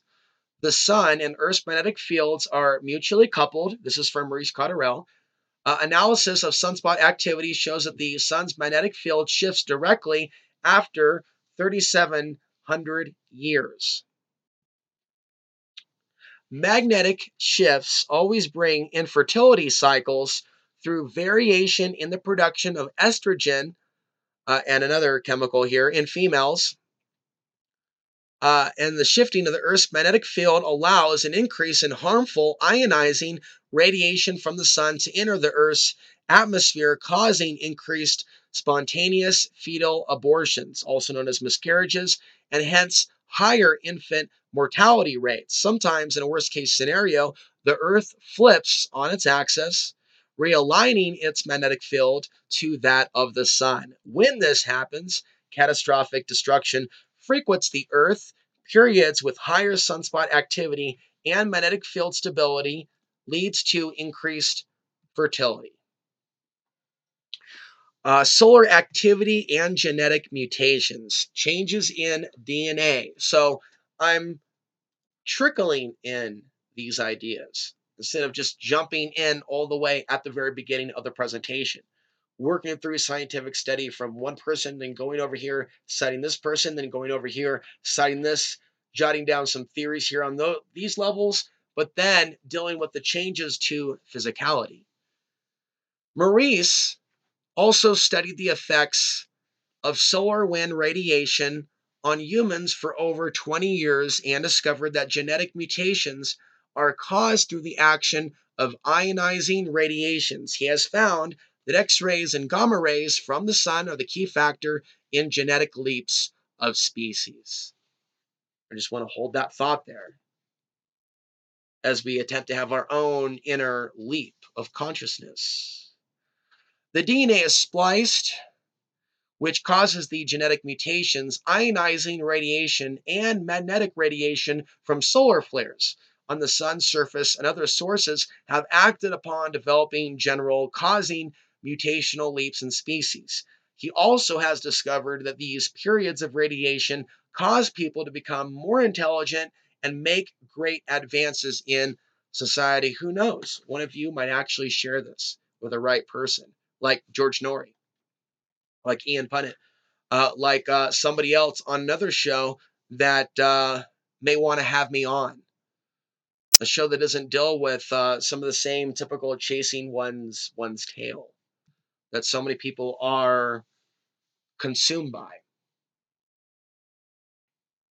Increased sexual activity. This is some speculation that I've added in, also based on my own experiences. I'm not trying to be vulgar or dirty. When I saw the last solar cycle rise in activity, and even when I would go out and date and around periods of the sun being more active, one could say that there were certain results when the sun was more active. Absolutely. Increased energy in the body can lead to an increased libido and sexual desire of a variety of sorts, just as solar activity can magnify negative or positive emotional states. And so, while females may perceive themselves to be primarily influenced by the moon, they may be unconscious that they're actually sexually more receptive when the sun's more active, because they may be unconsciously attracted to an additional auric layer around that male or person. Again, I'm just speculating and applying my intuition, but that's what I've actually been doing to all of my work. Increase in sexual activity may lead to an increase in births. Divorce rates may also be higher as bodies' energy fields may become more interested in connecting with new bodies' energy fields. Solar minimums may be a time where deeper, stable, or new relationships come to fruition, such as marriage. So people may be a little bit less jazzed on the nightclub, and things may be more conducive to monogamy, is the theory that I am proposing here regarding the human physiological, psychological response to solar flares and the influence on marriage, monogamy. The waning and waxing of the solar cycle in many cases can be compared to the beginning and ending of relationships or friendships between humans combined with planetary alignments either in a retrograde or aligned attractive phase. Okay. Wars and mass deaths trigger a survival mechanism in many species to create more life, an organic progression of life retention. And again, this is all my own specific writing. We are not quoting Maurice Cotterell at present. Okay. Many studies have been conducted on animal species and reproduction rates during times where a portion of the species goes through a population decline. Solar activity is linked to more volcanic eruptions, which leads to more fertile soil and the creation of various stones or rocks. Back to animism, spirit animating rock. Volcanic eruptions appear to be nature's equivalent of the male orgasm, try not to laugh, similar to the way in which a tree resembles structures within our lungs. As the saying goes, make love, not war. And so cheesy as it might be, this is my contribution to a world that has not yet seen a place for it in its life. And I'm hoping that through today's presentation, that it can reach the people that it needs to. Mythologies and beliefs about the sun. In Greek mythology, Apollo was known as the god of the sun. In Christianity today, the church is held on Sunday instead of Saturday, which many say is the real day of the Sabbath. Shamash was the god of the sun, the Babylonian tradition of ancient Mesopotamia. In Japanese myth, the sun goddess Amaterasu hid in a cave after becoming angry with her brother. With Amaterasu hidden, the world plunged into darkness. The other gods hung a mirror outside her cave to lure her out, bringing light back again. Also in Norse mythology, the end of the world is Ragnarok with the sun going dark. The Egyptians believed that Ra was a sun god who sailed his boat across the sky while listening to Christopher Cross's Sailing. I'm just kidding. Across the sky by day and carrying it back through the underworld by night. In Norse mythology, the Norse god Freyr was associated with sunlight, fertility, and prosperity. I'm going to have to look into Freyr. The Aztecs believed that human sacrifice was necessary to keep the sun god moving through the sky, and the Hindus believed in a solar deity named Surya. In yoga today, sun salutations are practiced as a way to connect with the sun. Today, by the way, I started my day with some meditation, some exercise, including sun salutations and other body movement exercises, self-defense, other forms of exercise, sit-ups, taking things to the next level as we're in this March through May period of more solar activity, thus more athletic output. Also attempting to do more videos now as well as reading. Okay, so we were touching upon also another video, UFOs and solar flares. And I do believe more solar flares, more active sun equals more UFO sightings. UFO spaceship orbiting the sun or a camera glitch. So there are people that have been asking in recent years if some of the photos that they've seen online are indicative of aliens or other forms of life, siphoning energy from the sun, even things that look like umbilical cords, connecting objects like squares to the sun. Nassim Harriman sharing Mayan artifacts allegedly depicting a UFO coming out of the sun. Okay, I'm gonna let my cat in.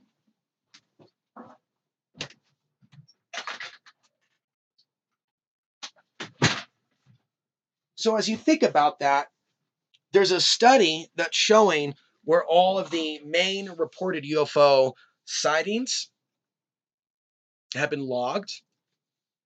And there seems to be a correlation between periods in which there's more solar activity and more UFO sightings being reported. Not only that, but I believe that, for example, it was reported recently there was a massive solar flare recorded in 1972. And it's interesting because in 1974 and 1975, there's a general time period between 72 and 75, there were a lot of alien abductions. We also saw this wave in the late 70s to 80s, which also follows the solar cycle. I think there's a likely connection between this plasma created by the sun, certain energies, and it potentially being something that energizes other forces of intelligence. I think that it's foolish to suggest that we're alone in the universe. And I think that's foolish. I think that we're the only forms of life or intelligence affected by sunspots. So I also came upon a clue that there was a giant sunspot right before Roswell. During the time of the reported crash, the sun was at the peak of its sunspot cycle, and that year, 1947, the largest sunspot ever recorded on the surface of the sun appeared on April 7th, 1947, and lasted for several months. Solar flares are believed to increase paranormal activity. Just a snippet here. It's believed that ghostly entities use the geomagnetic field energy to manifest themselves, making a supercharged Earth a playground for these etheric beings. River City Paranormal Society, located in southern Maine, explains that the increased energy in the air supports heightened paranormal activity. I would also add that where they are on the planet, right? One of the northern states, there's something about proximity that certain cities have to certain energy lines that when there's more solar activity, those ley lines are more charged. I also believe that the grid, the smart grid, can be potentially used as transport for these entities. I'm not a big fan of 5G. 5G is coming to bring us a lot of unnatural electromagnetic energy on top of this natural stuff, which is already making Earth an interesting playground for etheric beings. What will 5G do to make the situation even more interesting? And I'll leave that kind of question at that. So, personal experiences and cycles of change within. Okay. And so I've talked a lot about my life, certain changes that I've been through and challenges. 1980, I was born during the solar peak, born right before the St. Helens eruption, and 2 months after the beginning of the end for Afghanistan, which starts around Christmas Day, 1979. Okay. 1993, pattern of massive moving. Okay, that's after the peak. 1999, beginning of peak, visions, new perceptions, ideas, unaware of why I was feeling those new feelings, perceptions, what it meant. Substance abuse cycle begins along with many other Portlanders in that same time space reality. I saw a lot of people affected in a negative way by certain things.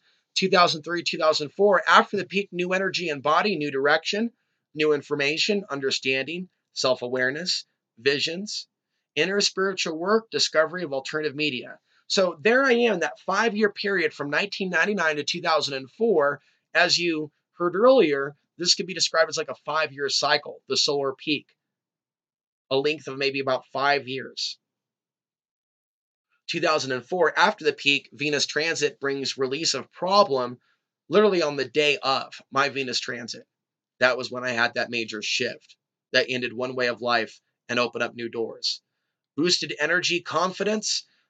Many other Portlanders also changing. Late 2004 brings the beginning of OTB TV. OTB TV literally came to life after that period in 2004. No shit. And so I look at my own life, periods of the OTB TV timeline, and I look at the chart of the sun, and Johnny, we have a connection. 2005 to 2011, mostly minimum, period of the most stability in my life, juggling school, work, relationships, TV show, website, online radio shows, more expeditions into nature, and I helped open a survival store.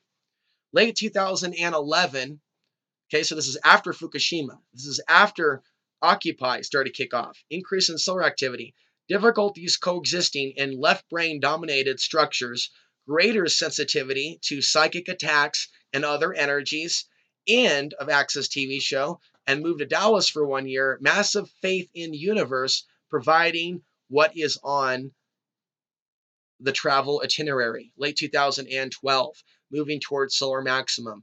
Complete disgust with urban living. Heightened sensitivity is basically what I'm guessing in hindsight. Like allergic sensation to being around the unnatural cell phone tower energy during solar maximum. Are you with me? Prayers beginning for a peaceful experience in nature. Prayers answered. Inner current San Luis Valley adventure. Early 2013, at the moment of creating that card, these cards, these info cards, moving towards solar maximum. Intent created to put this information together very soon and share before an audience that can appreciate this information. Discussing with a close friend, universe, here's the message. Contacted by a listener to offer help to get me to this conference, contacting Mark Passio via email. A week or so later, Mark confirms last-minute replacement needed. Solar activity kicks up as the writing begins. April 25th to the 27th, 2013, positioned at dawn of solar maximum period, Free Your Mind Conference in Philadelphia, Pennsylvania. So where were you mentally, physically, and spiritually at key parts of the cycle? Solar cycles in the arts, human creativity, new ideas, media, music, movies, trends, pop culture, and movements. I'm going to take this time to provide just a couple minutes of music while I take a break myself.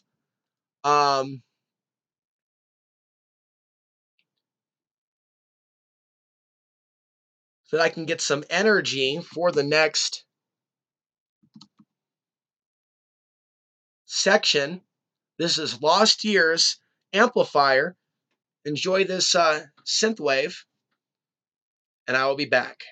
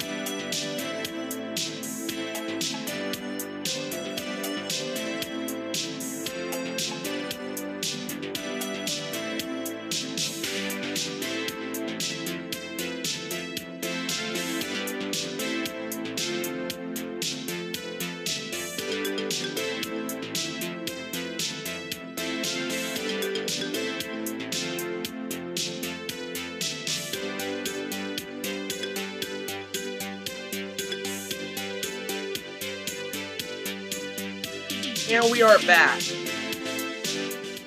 We are back.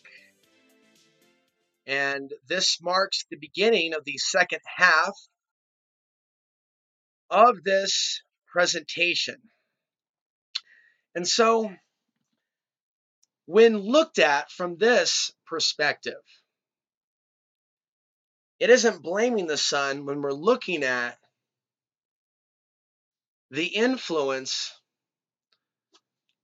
of the solar cycles over the arts, human creativity, new ideas, media, music, movies, trends, pop culture, and movements.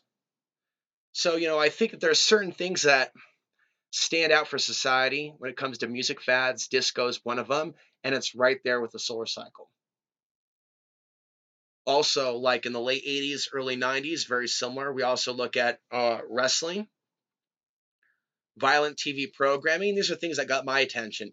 Baby booms. I mentioned human sexuality earlier. People want to have more sex during certain periods. An addendum to this would include the new theories that I have that there is more of an interest in twerking. I believe that you can go ahead and laugh. I don't mind being funny. I don't mind adding something into this that's both, in my opinion, factual as well as a little bit comical. There was a period in which there was a lot of videos of young girls twerking, moving their ass really quick. And I think that's just like an ancient baby making fertility dance. Some people even say it's a little demonic because of some of the energies and desires that really get activated. But there is something very strongly sexual about twerking. It must relate to the ancient world. It doesn't seem to be new. And I noticed that there was tons of that during the solar peak. I know it might sound funny, but I mean, this is like the scientific angle of seeing more people active with a certain type of focus, reproduction, baby making behavior, and thrust of the hips. I mean, to me, it's all very scientific, actually. And so that's where I'm looking at this. There's literally certain fads because of the solar cycle that people are going to have a stronger interest in certain types of things, be it positive, be it negative. Alternative media boom, books, shows, films, things of that nature. A renaissance of the arts, large protests and movements. We talked about that earlier. Spiritual interests. So during the solar cycle in 2003, I was listening to a lot of Coast to Coast AM, going through like a lot of, I guess, my own shifting, a full year before starting OTB TV. It was like the solar cycle was bringing in these new ideas and energy. I was still working out my old stuff. And when the solar cycle started to calm down enough to maybe even be able to think better, focus at a certain level, brainwave activity, then boom, I was launching my project. And so I can look at my activity, the activity of others, looking at music, again, more bodybuilding and combat arts interest. I mean, think about the 1980s and the interest in the martial arts and just the whole array of Enter the Ninja movies. And I think that whole generation, even during the solar minimum, all that previous solar energy, think about the 1970s again. I think there's a reason why people think about the 1970s with a certain level of affinity. It's because of the underlying energy behind it. And again, go back to the late 60s. So there could be literally a time and a place like acupuncture points on the West Coast of the United States, like Greg Braden talks about the contour lines, contour zero running around the planet, and a lot of change happened on the West Coast. Think 1967, San Francisco, California. That's 1967, San Francisco, California. And look at how active the sun was during that period. And the massive solar flare of 1972 and its influence, I would say, for the positive on the arts. And so it's a misnomer for people to assume that we're blaming the sun, but seeing the sun as a critical piece in this puzzle. Okay, so again, we're at the middle part of this presentation and we're starting to get to the meat of this. Some of the key areas, basically, essentially, why this presentation needed to happen again.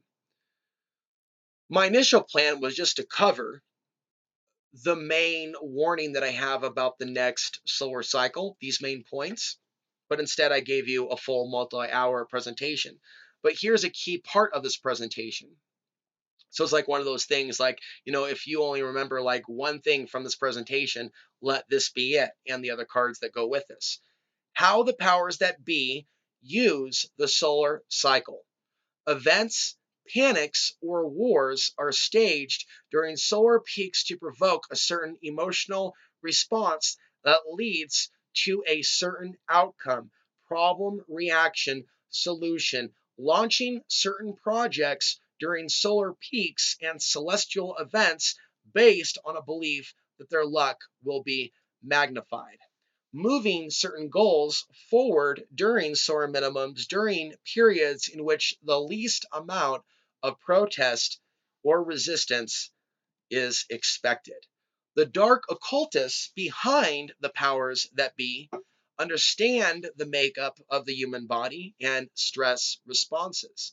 If the emotional center is affected by a manufactured event, it can be easier to direct a society to either a external or internal civil war.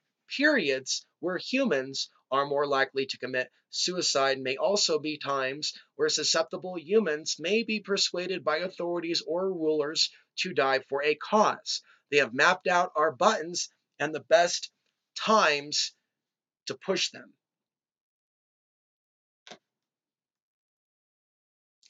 Princeton University's study has found that human thought can impact computers and collectively synchronize. And I don't fully understand this study, but it is understood and believed that during the period of the event that led to these wars, even down to the hour, that there were changes, I believe, in the geomagnetic field and or other factors that Princeton's study has documented. Magnetic field flux on the day of.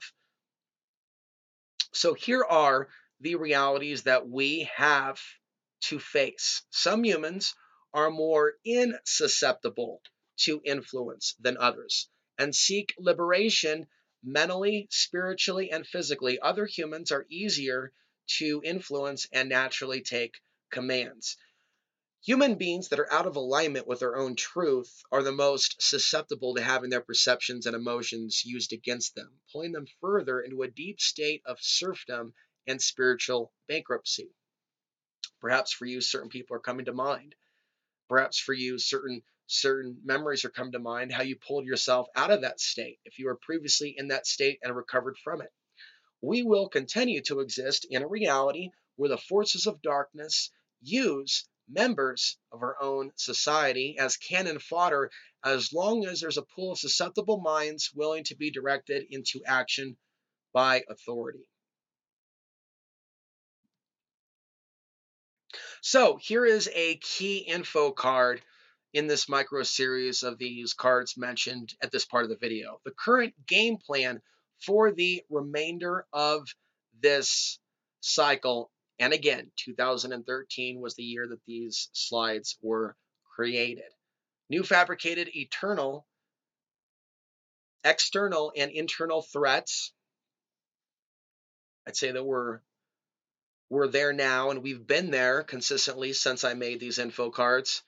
Manufactured civil war over gun rights and other naturally born rights by baiting gun owners and others into reactionary behaviors by invoking responses of anger and defensive posturing. Let me try to explain that another way.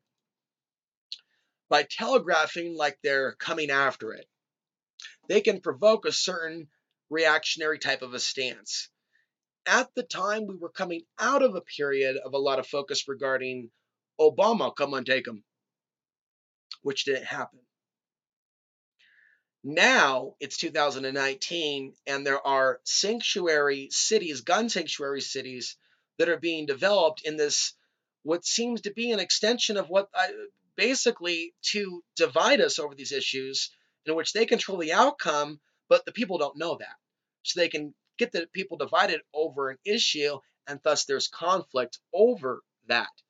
That's what this 2013 info card is leaning towards. And I would say in this year of 2019, we're seeing some of these things come into fruition where they may not have been at the forefront for a few years. So, like certain issues come and go, for example. And people are not always peaking out on certain types of concerns, like the idea of them rounding up the guns and ending the Second Amendment. There are periods in which that issue comes and goes. Launch new proxy wars, conflicts, military interventions in Africa, the Middle East, and Asia. So we've seen Syria, what's been taking place there since 2013. We've seen Yemen and a whole host of other countries. We've seen a deterioration in Iraq and Afghanistan.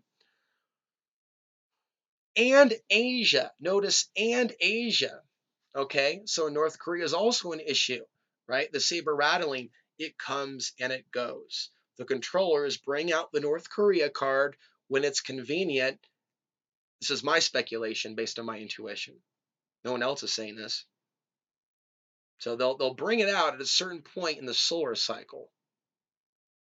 And as we start moving into the next solar cycle, 2020, they get their 2020 vision on, their 2020 vision. North Korea enters the picture. Iran enters the picture. Things will get crazier with Russia. Things will get crazier with China, as if it's a part of a script.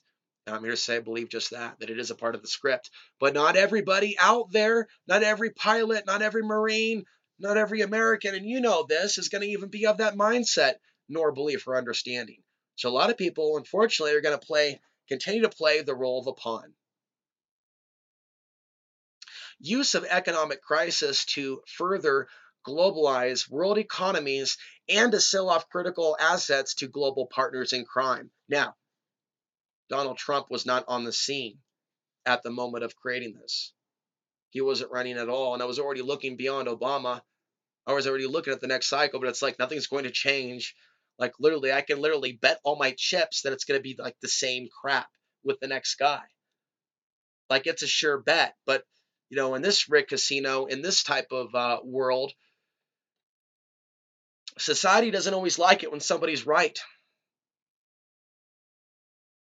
So these actions aim to further weaken basic infrastructure. Infrastructure, our economy, our sovereignty. Collapse the economy, sovereignty will follow, right? Hit the face, the body may follow. This is a piece of art that someone in 2012 that was listening at the time, a contact on Facebook, I wanted something that kind of mixed in these different themes that we're seeing. And some people wonder whether the sun is our true sun or not. Well, I am depicting the sun as something that almost is like some Aya Sauron. Art with Alex. So the sun, in a way, acts as a portal for these energies that bring us these wars. The people act in an automatic way without being conscious of it. Right? You see kind of like a little flying entity on top of a plane. In the upper right-hand part of the corner, we see some sort of like a Roman knight type of figure. And we've seen actually a lot of things happen since this person put this little collage together. And there's ways in which I believe they use Norse mythology. That would be Norse mythology, right, from Northern Europe. Not to demonize it, but say they try to use that as a weapon on consciousness. They try to hijack with sigils and memes during these periods in which the sun is more active. There's something about the projection of mind control and world events during solar cycles that can, in some circumstances, put humanity into some sort of a trance. So this is what I believe the agenda is for Sunspot Cycle 25. These were compiled. This was put down, pinned down, if you will, these images in 2013. Okay. And it was always awkward for people to hear this. For years, it kind of became kind of a quiet running joke that Alex Answer had these weird concerns with China, while the main concerns of the average conspiracy consumer base were somewhere else or over here. So I've always been seen as fringe, even within like that genre, which is pretty damn weird. But I'm here to tell you now in 2019, this is one of the primary reasons that I chose to do this extended multi-hour video today. It started with wanting to show you this slide.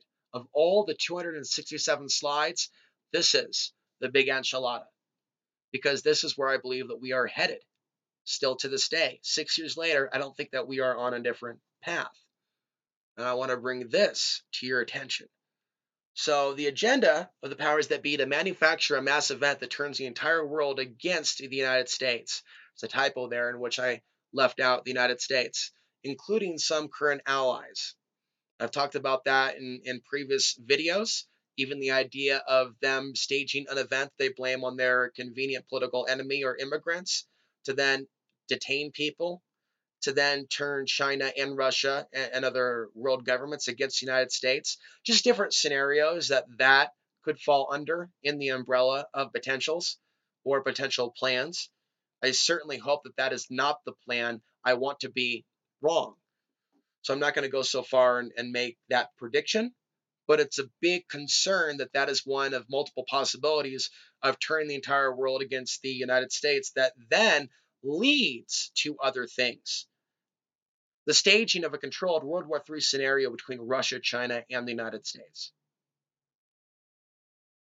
The dispatch of foreign troops to the United States to quell civil unrest or circumstances that leads to foreign occupation. And I would say that in recent years, especially when we've seen like foreign government interference with social media, we don't need to argue so much about the election. I don't have a dog in the fight, so to speak. Two sides of the same coin, two wings of the same vulture. But it is the idea of foreign involvement at the direction probably of our own intelligence agencies at building up unrest and division over race, class, politics, and other issues needlessly. So who benefits Q bono from this type of social destabilization? Do we benefit from this? Does our own government benefit from this? Or does the system, the global system, benefit from this? And where are we now since these info cards were first made? A staged breakup of the federal government to make way for a merger with NATO countries, potentially, a creation of a new UN or League of Democracies to bring promise of peace to end the war of all wars. So these are potentials. These are not guarantees. So I try to keep things short, sweet, and to the point. Now we are going to be segueing to the topic of how solar activity impacts humans. There's more information again in the ebook at solarmaxnews.com. Get it while it's still free. There will be a addendum or a part 2 or a volume 2 at some point in the future, perhaps next year. But this is what we're focused right here and now. And I believe this image comes from Mitch Batros. So chronobiology is an actual scientific term for how we are affected by the sun. The next section that we are going to cover is going to be mentioning some of these studies. Some of the studies talk about psychiatric admissions, even suicide rates, things of that nature. So it affects people in different ways.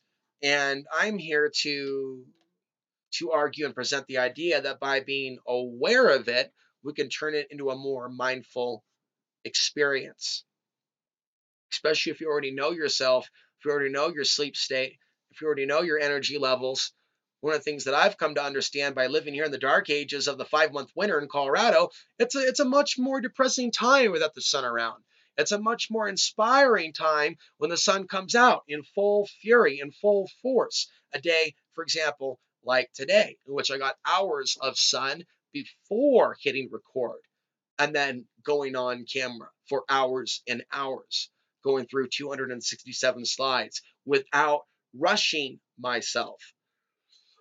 And so, we can kind of see a brief description here of the body's responses at certain parts of the day under the sun.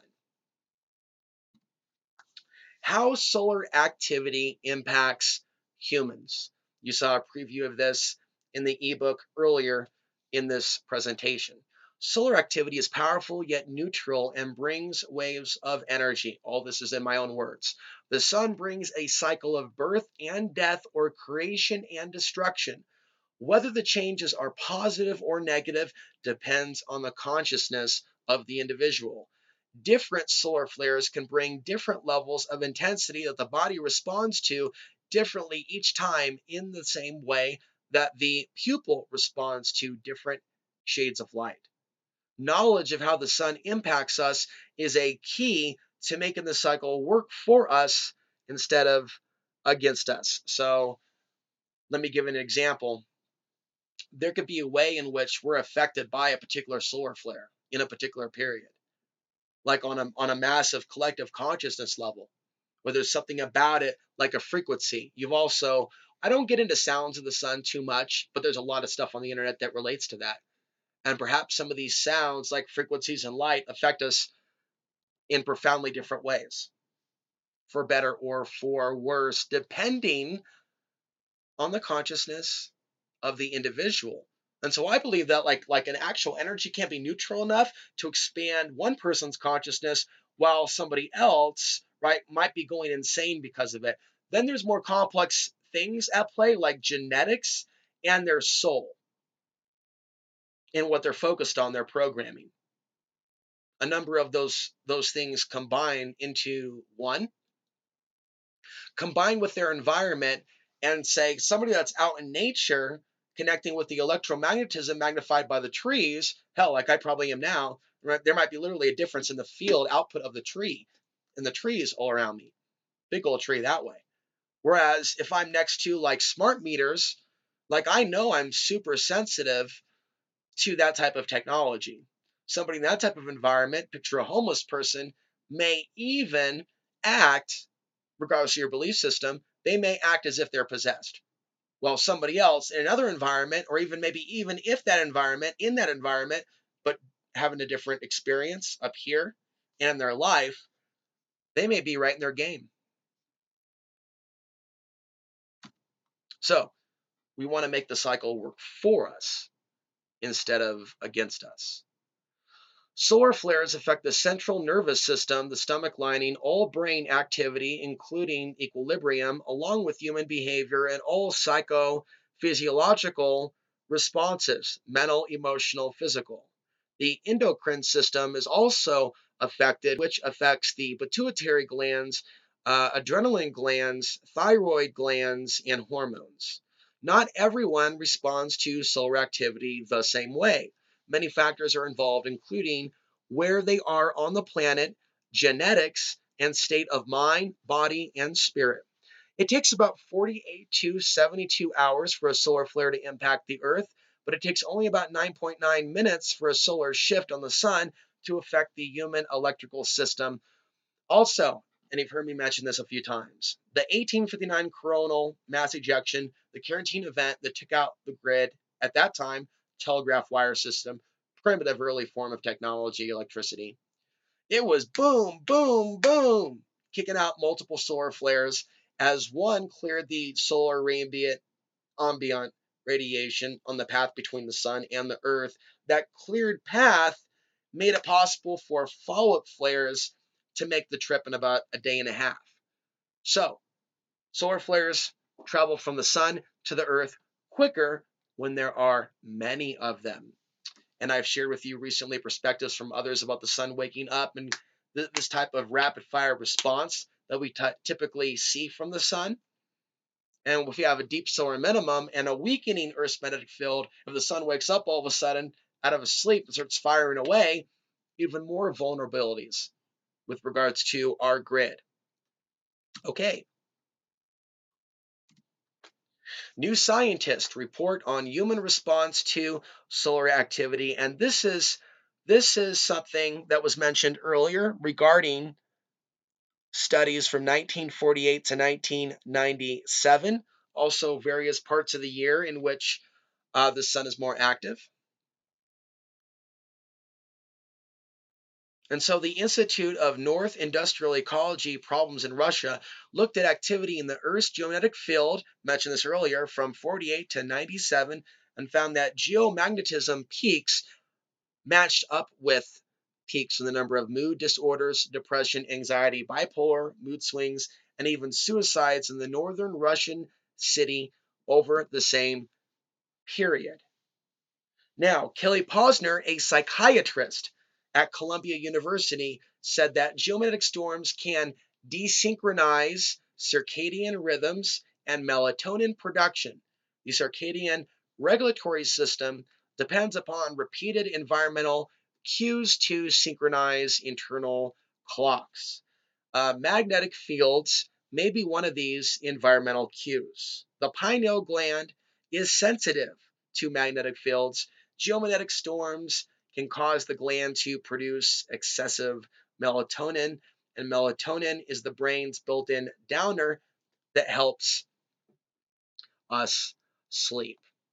And so think of it this way: when we're going about our way in our biology and the magnetism is at a certain level, we're going to be feeling those changes in that lethargy, maybe initially before we're boosted up, when we and that magnetite within our brain is affected by the geomagnetic storm. The initial experience may be some sort of tiredness, feeling disoriented, the alpha brain waves being reduced by 60% according to an actual real study that's actually being cited by spaceweather.com.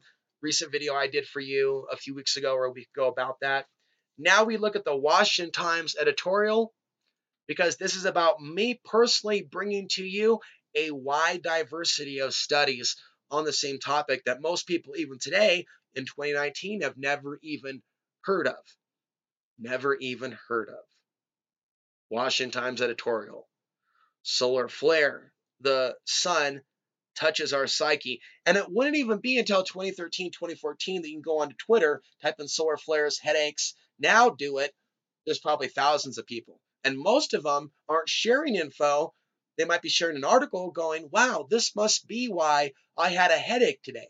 They're still at the entry level of step one of realizing there might be some sort of connection, maybe, but they're not sure yet, with their headaches, sleeplessness, restlessness, or being involved in some sort of high drama activity, something within the household, some household drama. But for the years that I previously was on Facebook, I would talk a lot about this, and people would comment in the comment section saying, yeah, Alex, totally noticing it. People giving their own case studies. Facebook has been like a great source of connecting with others. And so I mentioned you can get on Twitter now and type in some of these keywords and find other people like asking questions. And maybe you can find them and leave them this video. I'd love to hear from them. I'm also going to have a new email that I'll put out there with regards to the new website. Symptoms, effects of solar flares or increased geomagnetic activity. And so this is the number of descriptions of the symptoms that I got from another report. And then I added in more words from other descriptions that other people had. So we had like a basic overview. Solar flares can cause us to have emotional outbursts, being nervous, anxious, queasy, worrisome, jittery, dizzy, irritable, and lethargic. Have short memory loss, nausea, grief, prolonged headaches or head pressure, body aches, dizziness, heart palpitations, and trouble with all forms of communication. Kind of like a Mercury retrograde on steroids. And I think it's all in the magnetism, baby. All in the magnetism. Both human and technological complications with communication. It may be hard to focus, remember, or formulate words. Sleep is often disrupted, and a sense of time can be altered. There have been reports of visual disturbances, inner ear issues, buzzing in the ears, throat and thyroid issues, cold feet, and even a weird symptom of having dryness of the tongue. Bursts of energy are followed by drops in energy, or vice versa. Symptoms, effects of solar flares or increased geomagnetic activity continued. can also trigger an explosion of creativity or spiritual insight, leading to breakthroughs in projects, ideas, or consciousness. A desire to create something new can also be linked to mass migration patterns during solar maximum. I hit upon that earlier. There also are studies drawing links between heightened geomagnetic storms and deeper states of lucid dreaming. The birth and death cycle of solar activity appears to have a profound effect or catalyst for change. Going back to my Facebook poll, so this was back to April 11th, and I'm getting closer to my presentation where I first shared this with other humans, at least in person, although I did discuss some of this not in such great detail, but I have been discussing solar flares for at least 10 years. So I'm asking people about what they're seeing from others. Everyone is insane and evil everywhere all at once. I'm specifically asking about how people are responding to a recent solar flare. I feel very annoyed and my attention span is shit. These are all real responses to the question that I put out on Facebook. Right now, I have my shield up, but there's definitely those around me here at the coffee shop that are being affected by something coming in from the ether right now. I'm going to pause. He's at a coffee shop. At the coffee shop, he's got Wi-Fi. And if the Wi-Fi is really good, if it's like a Starbucks level of great Wi-Fi, I think that Wi-Fi is a conduit for spiritual parasites that are involved in their own manipulation and vampiring on the human species. It's all related also to the sun. The world has been a bit crazy, I'd say. I don't think I have equipment sensitive enough to feel its effects. Total mood swing from a restaurant worker on corner where I live. Lol. He threw a plate for no reason and it shattered, cutting another coworker. I know, crazy. It's amazing. Most of these people I'm not even connected with over Facebook because the tensions in the left-right divide of the post-2016 reality separated most of us. My neighbor threw a major fit an hour ago. He cussed a blue streak at me. This also shows how many more people were actually engaging with my content in 2013. And, shadow banning is one word that people use. But I did a recent test on Facebook to see if things had changed. And the very few people that engage with my content that don't watch, I think, on the main channel, but they just like stay in Facebook land, I think, that's also disturbing. But it was like the same people engaging. So Facebook's gotten very manipulative. But this was back during, I want to call it golden years, but years that were better for me to share information. Another says, I had a nasty migraine all day. Maybe it's the flare. And again, another example of the introductory level of just beginning to ask the most basic questions. So many people have yet to do some of the most basic research that already has been done. You think it's the flare? I would say that it more than likely is. Many emotional and personal difficulties seem to have become more intense during the solar flares for me anyway. And so people are getting it. The reason why I'm passionate about people getting it is because I believe that people end up in bad situations with the law and their relationships when they naturally get affected by these energies. And again, the unnatural electromagnetic energies, the cell phone stuff, the technology that adds on to the solar celestial. And so for people that have tendencies to end up in drama, this information is critical for them. Some people can't appreciate it, can go, wow.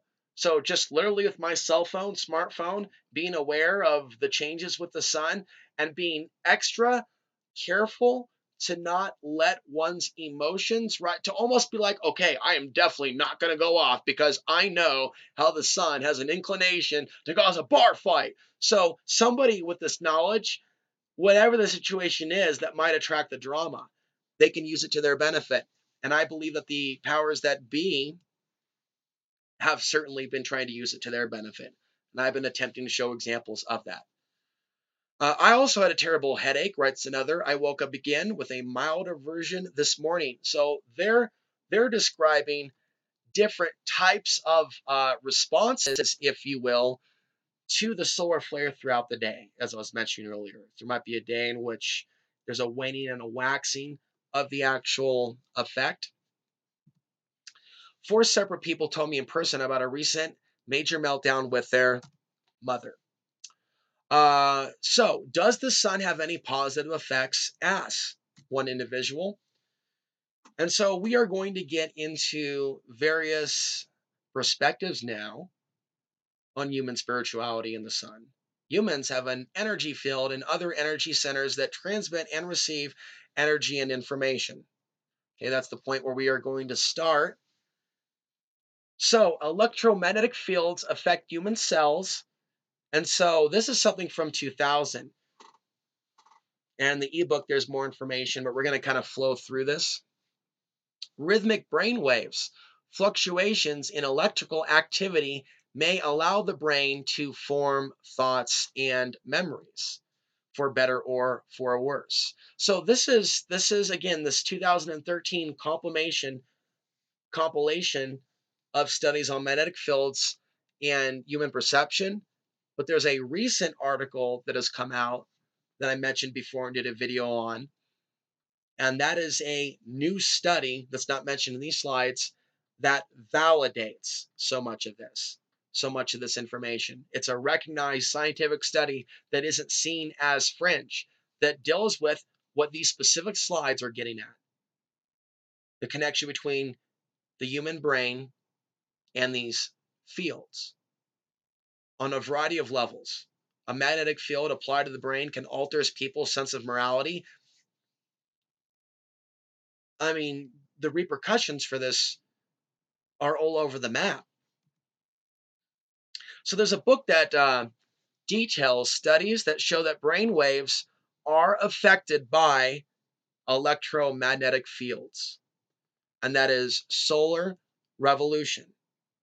And I do believe that I have a translated version of this book that was written in German, and it was published in 2009. Son of God, the other book that I have, was also written in 2009. And then we have that first article that I wrote for Nexus 2009.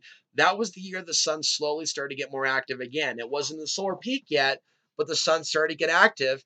And I think that there was literally some sort of a connection between our consciousnesses and the sun, or the sun and our consciousness, the sun becoming more active, and then people beginning to think more about the sun and write about the sun and hypothesize the sun, because the sun is literally impacting with us in our dreams and our psyche. And I've had like mild childhood visions of a red sky caused by some sort of an event and something relating to the sun, I believe.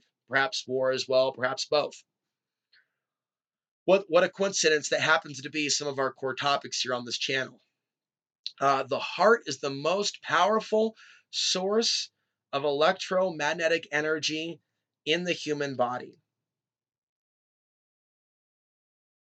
It is believed to be about 100,000 times stronger electrically and up to 5,000 times stronger magnetically than the brain. Burl Payne's study of the spin force, he conducted a series of experiments on what he coined the spin force, a rotational or spin force around the human body and all living organisms. It can be detected with a simple and inexpensive device that he called the biofield meter.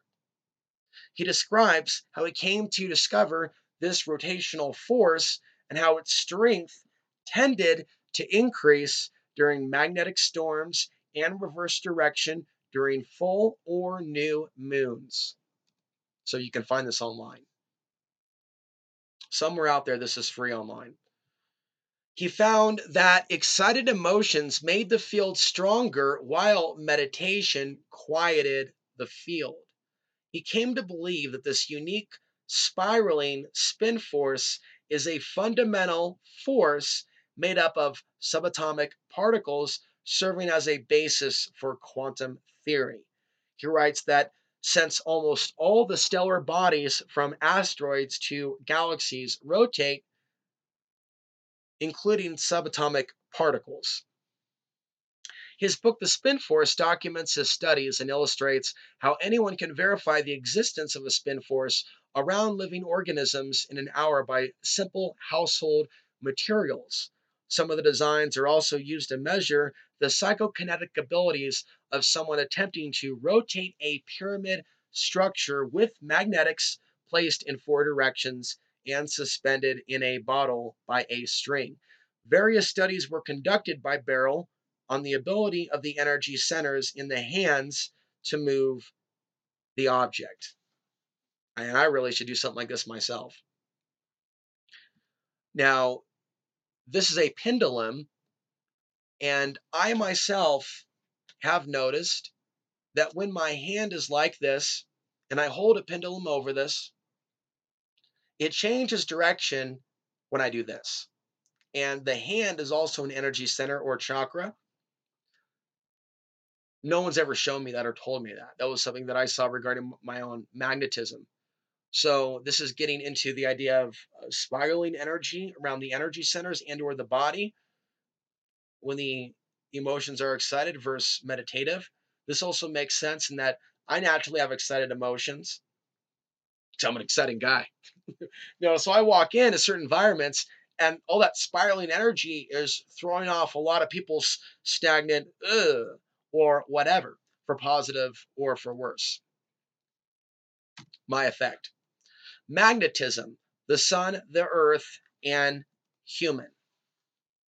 So our hypothalamus and pituitary glands tune in to the new frequencies coming in from the solar flares within each of our cells, and there are receptors in the protein channels that pick up vibrations from the outside.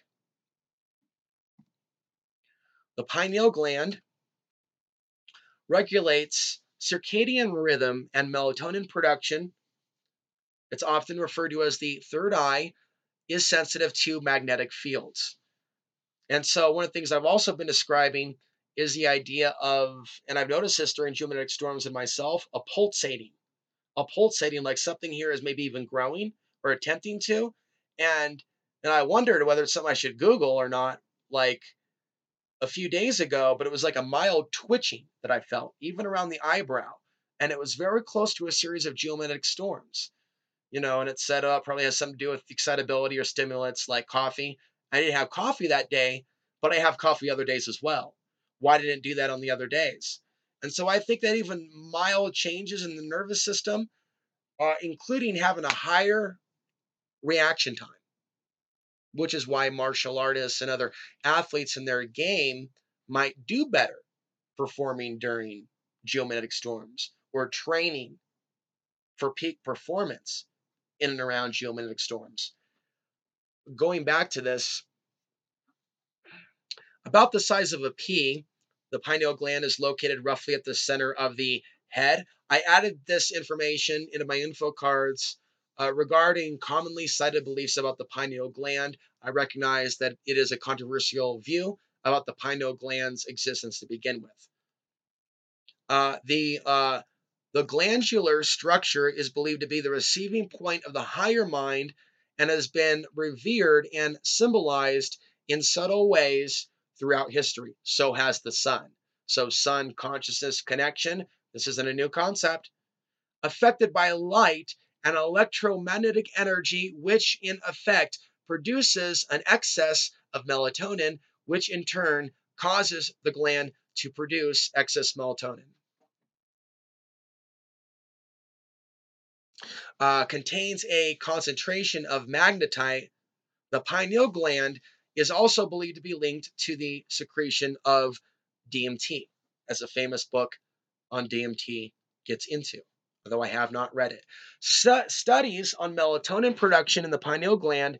Bright light inhibits melatonin production by inhibiting nerve tone to the pineal, whereas darkness has the opposite effect by increasing neural activity to the gland, stimulates the production of melatonin. This effect of light is dependent both upon its wavelength and its intensity. Electromagnetic energies and magnetic fields, including that of the Earth, influence melatonin production and has been shown to control the intensity and nature of melatonin production to the same degree as the exposure to light does. Magnetic fields of this general type have been found to directly stimulate pineal tissue. Studies have also been conducted on the connection between electromagnetic influences upon melatonin at the time of birth and development later in life. Any uh,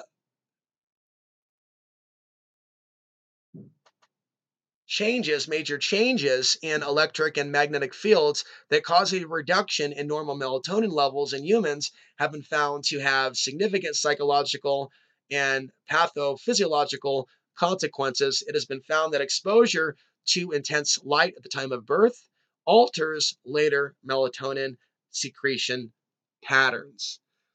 It's also tied, I guess, to astrology. It is also found that the only significant factor that correlates with the development of epilepsy in young adults is the level of geomagnetic activity for 2 days after birth. And geomagnetic variables have also been considered to be a trigger for birth. There's also a significant correlation between the level of geomagnetism on and up for 3 days before the birth of male children. I'm not sure specifically what was going on around the day of my birth. Maybe there was some major storming going on the day Alex popped out. I'd have to look back on the charts of 1980. I don't know if they got that specific down to the day in 1980. Maybe not yet. But it doesn't seem by accident that I was born during this time. This knowledge is reaching the masses. Magnetite found in the human brain. Here's something from this 1992 article that I have cited so many times. An intriguing claim that human brain cells possess crystals of a highly magnetic mineral known as magnetite was described today by Dr. Joseph Krishnev, a professor at the California Institute of Technology. And this is what helps animals navigate the Earth's magnetic field.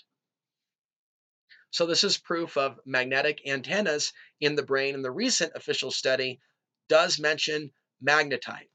So I was always wondering why, all these years since this 1992 study came out, why they haven't looked deeper at this. Maybe they have and they just didn't tell us. Maybe they weaponized the knowledge. Magnetite in human brain has been shown that it can act as a transducer linking ambient electromagnetic energy to cellular function. The idea that comes to mind as I read this is all of us as independent cells making this world a better place. So the magnetite works inside as transmitter receivers. The microscopic magnetite works together as a collective to serve a function in that transmitter receivership. What if we were to use this God-given ability, if you will, by the creator of all that is, to do the highest good? This idea is going to come up again and again and again. So it has been found in the pineal gland where there is a concentration of the magnetic particles. It has been identified as a substance in which migratory animals are able to detect the Earth's magnetic field. Magnetite may provide a basis for magnetic broadcasting of our brain's information. So right there we have the idea of telepathy, psychic awareness, 100th monkey syndrome, where one part of the species learns something, oh, so does the rest. And so by osmosis, by me speaking of this and you being aware of this idea has the potential for a positive spread. This discovery further indicates that we are both transmitters and receivers of subtle energy and consciousness. The bird's built-in compass. So the Mail Online reported in June of 2011 that scientists have proved that humans really do have a sixth sense that lets them detect magnetic fields.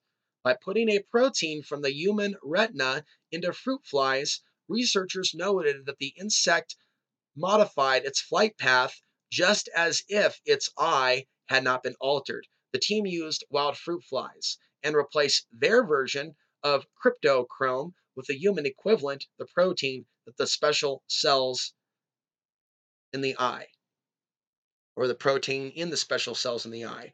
The study suggests that the sixth sense does exist in humans, but we might not be aware of it. So, there could be a part of human consciousness that could be responding, right, to what is being seen, but consciously it's not aware of it. Subconsciously, it may be. And there's a lot of different examples that one could give. Study finds that the human eye emits light. And I put this in there for a specific reason. Even if we don't fully know the implications of this. Research published in the Journal of Brain Research shows that the mammalian eye actually emits light,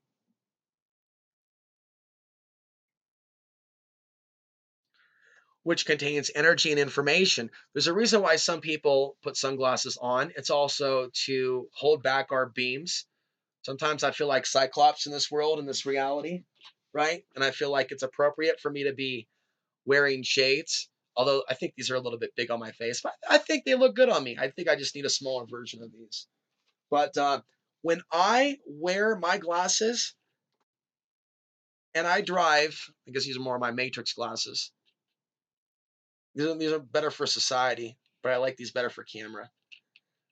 I do this on purpose to create that barrier because a lot of people don't respond the most positively to eyes that may look foreign to them or eyes that may just look intense to them.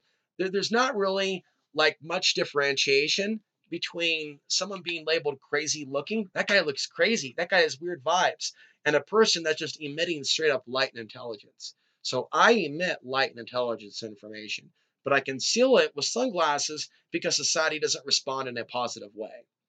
Which is why, and I'm gonna get more into this at the end, if this video reached the right person, right, I'd like to travel to help this message reach more people. There's ways in which some people can help with that: organization, promotions, marketing. I think that thousands of people should be exposed to this slideshow presentation. So this validates the belief that the eyes are, in fact, the windows to the soul, acting as a transmitter receiver of light and information, especially when we look at each other. And it would be great for me to feel that society in small, rural Colorado, uh, these southern mountain towns. It'd be great if we were a society where it felt like the 70s again, and it felt flirtatious to look at someone and it didn't feel like it was a threatening thing. You know as well as I do that we are so divided now that a man looking at a woman in a certain way can be seen as an act of aggression, even if the beautiful light in our eyes may come across as vibrant and intense. Intense can often, and does, because I can feel what other people are feeling. It feels so intense to them that it's scary. It's not a beautiful thing where they want to get closer to it. It's the reality to it. So that's your deeper explanation to why sunglasses are a gift, right? Like Cyclops in X-Men, you can take a look at some of these things in fiction as a metaphor. He's using that to prevent major destruction happening around him. But yet it's a powerful beam of light, and he puts the sunglasses on to contain that beam's activity. Okay, so we are now going to mention the name of Bruce Lipton, who I've interviewed at least once, his research into epigenetics and mind over matter. Bruce Lipton has shown that genes and DNA do not control our biology, but instead DNA is controlled by signals from outside the cell, including the energetic messages emanating from our thoughts. This new science called epigenetics, the revolutionized understanding a link between mind and matter. Spiritual perspectives. Here is Steve Beckow. Quote, the solar flares and photonic waves emanating from the sun are changing the fabric of our physical reality as they exert a powerful effect on our physical cellular level, causing our cellular memories to awaken and clear. Unprocessed emotions from past traumas and experiences are stored in the form of low frequency energy as cellular memories. Photonic waves from the sun consist of higher frequency energy that serves to elevate the lower emotional frequency of our cellular memories. Going to pause right there. It's the idea of the sun coming in and moving around those emotions from the cellular level. People may not know why all of a sudden these things are coming up to a head. Hell, there may be like a rise of emotions in a relationship. Hell, there may be a breakup. There may even be a fight.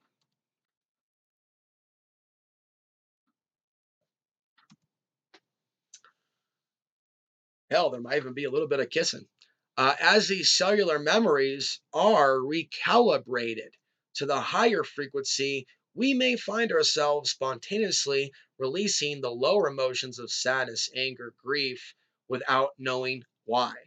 These sudden periods of release may last up to 20 minutes and may include the sensation of the body heating up in the form of a hot flash, right? It may feel like a surge of unexpected feelings has surfaced from out of the blue and has just as suddenly dissipated.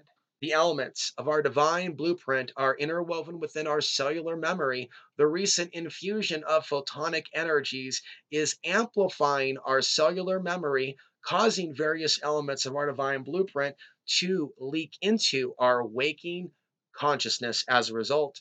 Many people are beginning to remember their soul purpose and are suddenly driven to make changes in their lives to realign with a sense of higher purpose.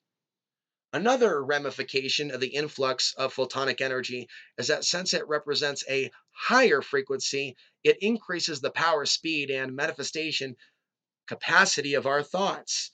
We quite literally are able to exercise instant manifestation. Whatever we think, we create instantly. We have never before experienced this heightened level of manifestation potential. Now, again, I'm sharing with you various spiritual perspectives. You know, I don't talk like that down to a T. I believe there are some things that we can create mindfully, and some things may be more related to destiny. But you know where this guy is going with this and the importance of our thoughts during these times. Photonic energy blends with the vibratory frequency of our thoughts, so it is vitally important that we place our attention on what we want to create rather than what we do not want to manifest in our lives. And I think that piece of advice is especially useful during these times. We will manifest rapidly in the direction of our thoughts, and it is up to us to decide where to direct our attention. The increased frequency and intensity of solar flares is helping to break apart old patterns that are no longer needed so that new patterns can emerge. Now, we are going to be looking at a few quotes that I transcribed literally myself. I didn't copy and paste. I listened to his lecture, which is available on YouTube, Magnetic Fields Around the Human Body. These are some excerpts. Now we think of a magnetic field as surrounding the entire structure of the body. This is only a phase of it. Each part of the human body has a magnetic field. Each of the organs has its own field, and all these fields together constitute the grand magnetic field that surrounds a complete person. Each unit within the individual has its survival in a unit of energy, and this unit of energies present in the smallest subdivision of imaginable space. The moment we break rules, we damage the magnetic flow.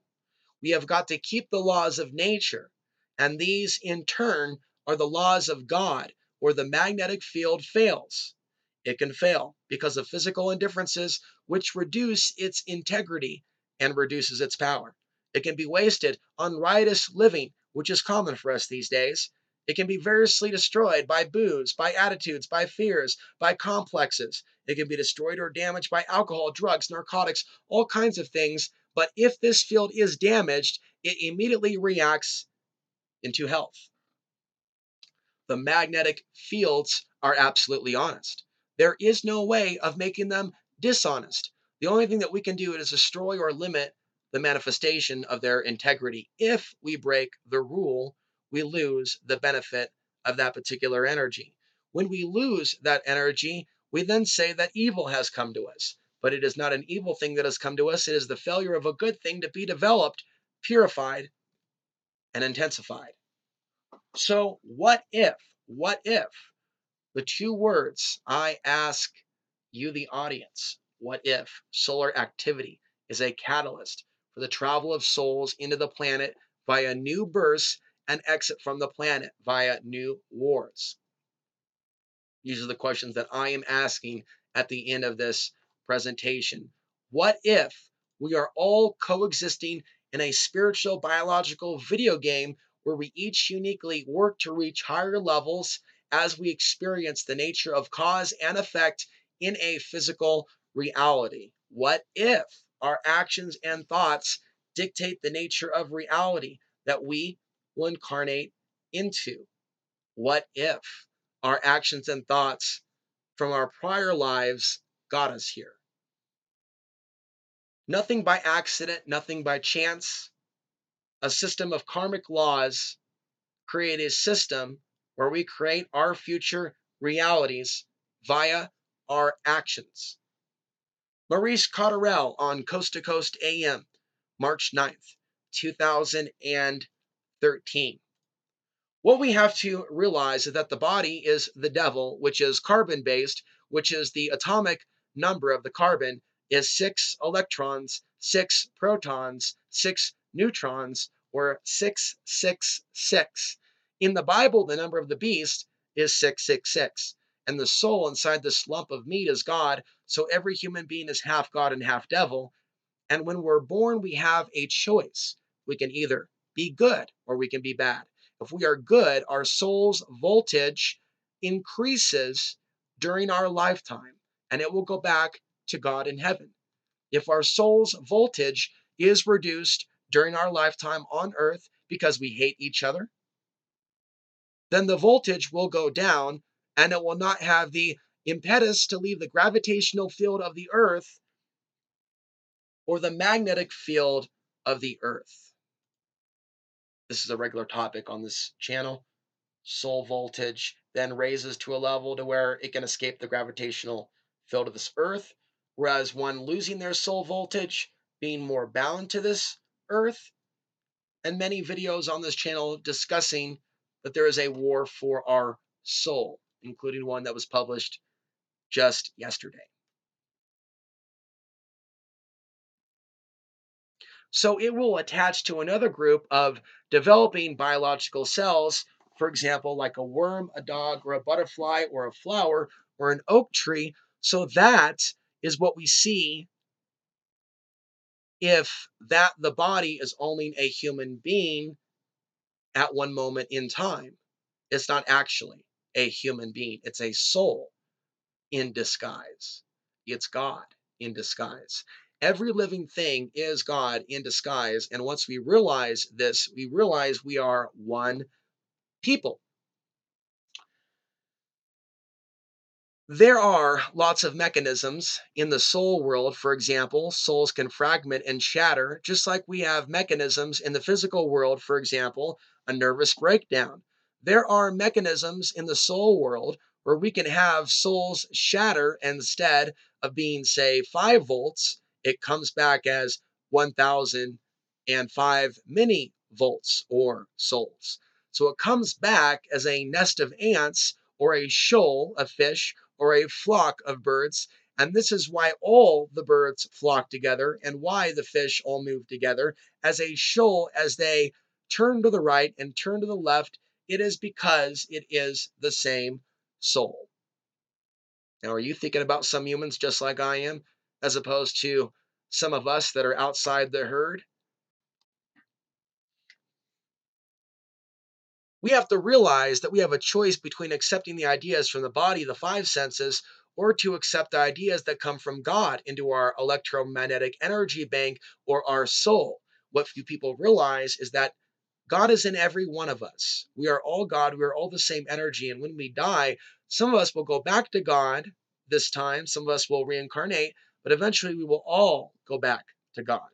The ancients believed that there are three transitory states. One is the God world where God lives. One was the soul world, which is divided into purgatory and hell. And it's a bit of a factory where purgatory is like the reception for hell, and hell itself is the factory. If we are on planet Earth, we can live on planet Earth in this incarnation, and this is like the reception. This is purgatory, where our sins are purged. Now I believe that this is because all the decoded pictures that the Mayans left behind, and the Egyptians, and the Celtic people, and the ancient Chinese, all of these people that worshiped the sun thousands of years ago left this knowledge behind. All I had to do was decode it. Once I decoded it, I could see the messages they were trying to convey. All we have to do is get the energy, purify our souls, and go to heaven. There is nothing difficult about it once we understand that. Mark Passio on the Earth being a quarantine prison for thieves. The Earth is a prison planet, but it's not a physical prison. It's a prison for souls that have stolen. All we have to do is not steal or take energy from others. So, what can I do? What can you do? Maintaining balance within body, mind, and spirit, and using the solar cycle to our advantage. So, basic exercises to release the excessive energy, body movements that engage chi energy, like martial arts, dance, qigong, yoga, traveling, camping, being in nature, creative applications of the mind, like writing, building new structures or homes, creating art, music, and documentary films, paying special attention to your water and diet. Meditation. Deep breathing is one particular methodology. Take a deep breath, breathe it into your belly, and hold that breath in for a moment before you release.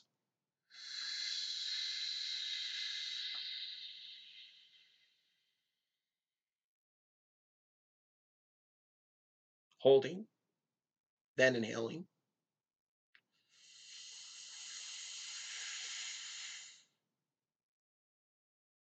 Holding.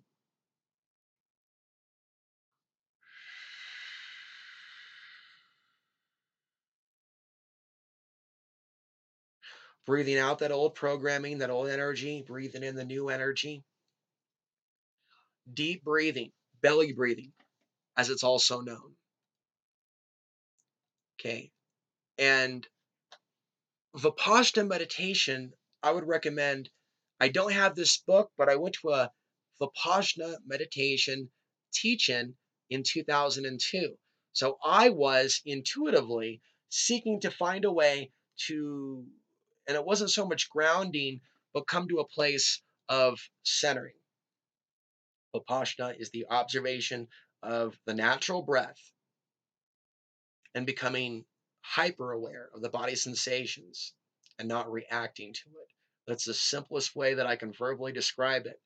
And I'm attempting to describe several different types of meditations. Going to grounding, well, sun gazing. And not only did I sun gaze a little bit today, also a little bit of shadow boxing as the sun was rising, aiming at the sun, jabbing at the sun, later walking around in circles. Here on my 1 acre property in the hills of southern Colorado, connecting with the sun on a day with as much less geoengineering than other days. So I like to listen to synthwave. I also like to listen to other frequencies, help the body align. So there are certain periods, by the way, also during new moons and full moons, where I may listen to certain tapes that are there to alleviate a certain psychological symptom. Now, I don't do it a whole lot. It's just something I started looking at recently again although this goes back as far as 2013, I've always been a fan of music. There's a reason why certain music and even certain movies might like lift you up and boost you up during a certain time. I mentioned also, like, if you're watching a certain movie, you could be picking up on frequencies from that year, and that may come across as healing to you. I think there's a reason why some of us have this thing with the 80s and the early 90s. It has like elements to do with our childhood. I think it has elements to do with where the earth was at during that period too, for those of us that are in this generation to at least even be able to remember the 80s or 90s. There's reasons for that, and I think it has to do with the frequencies. So there is information you can find about specific solfeggio tones and frequencies that elevate the energy centers, things you can download on YouTube. So a grounding chord meditation, okay? Visualizing yourself grounded to the center of the earth through a grounding chord, okay? And I want to take a look at some of the other images. Okay.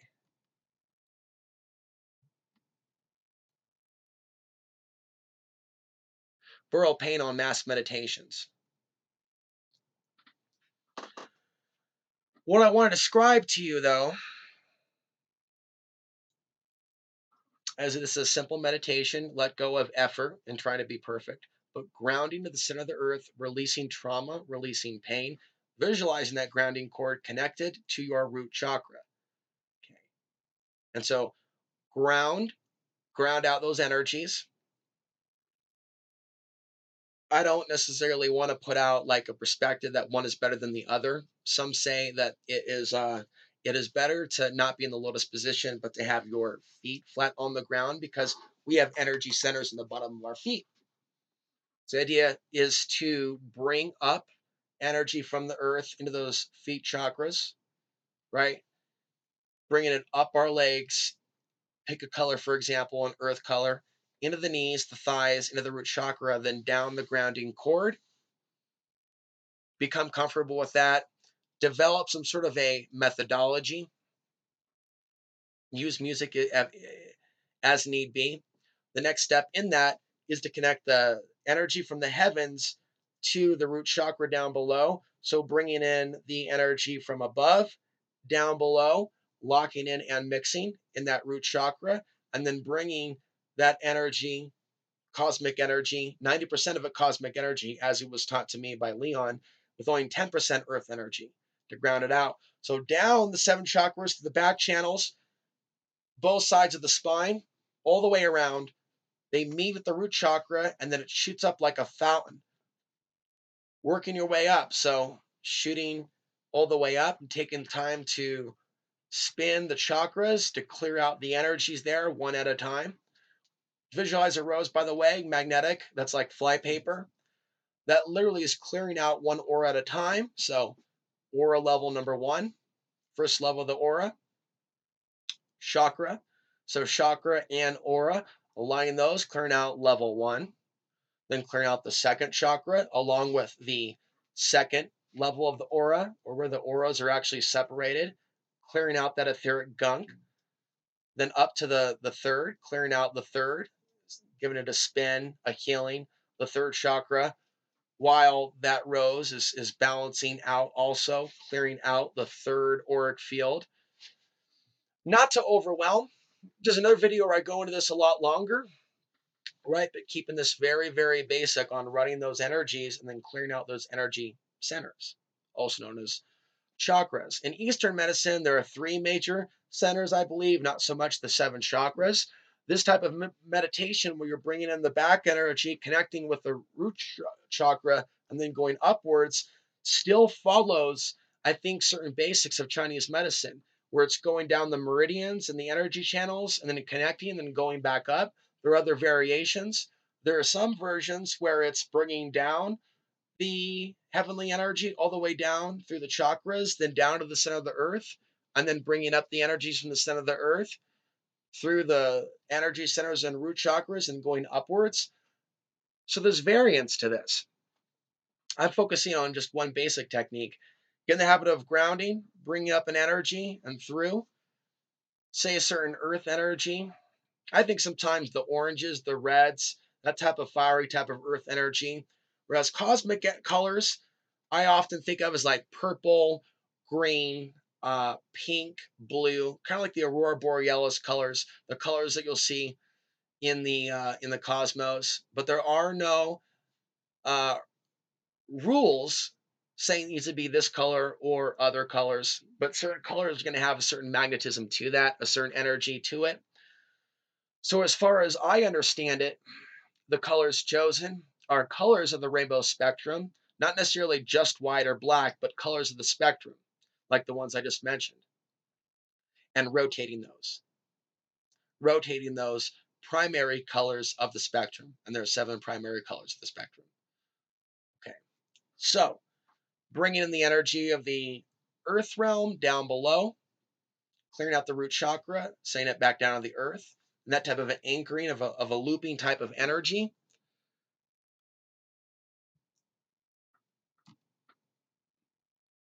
One more time, showing an image of a grounding cord meditation. There's a lot of videos in which you can be taken on a guided meditation. One reference that I can give to you is a website URL by the name of ascensionhelp.com. The name of the host is Cameron Day. And so for multiple hours, and some are maybe like a half hour, he takes his audience and those that stumble upon his website on a guided meditation regarding connecting with the cosmos, collecting with galactic center, as I believe that he may have referred to it, or cosmic source, or source creation. There are various types of descriptions for this, as well as grounding to the center of the earth and removing those thought forms within us that may even be our own creation, exercises for that. But on the heels of the reading that we just did, so there are certain times in which, and I believe this, the energy in the air from the geomagnetic storms and others is much more conducive to self-healing and manifestation of certain things, moving certain things forward. So creation and manifestation, this is artwork by Alex Gray. Also, other meditations would include focusing on a ball of energy between the hands and stretching that ball of hands and then compressing. And imagine a rubber band of energy that you're stretching and then compressing. And so as the energy, earth energy is coming down below, connecting with the root chakra, and the cosmic energy is coming in the back channels and the front channels of the chakras, coming through the back, then coming up the front.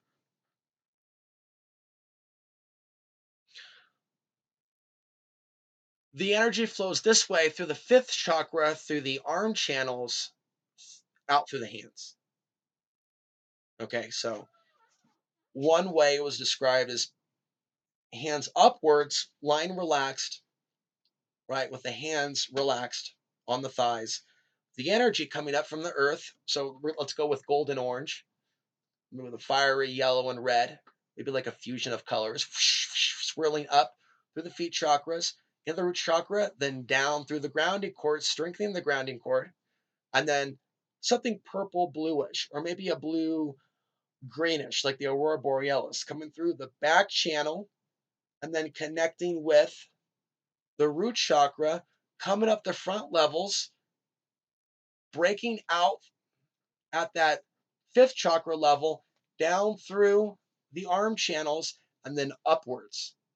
So through the fusion in that exercise of the earth and cosmic energies being brought through the front channels, the idea is that it fountains out through the top and sprays outward this energy, which is soaked in, or the aura pulls it back in,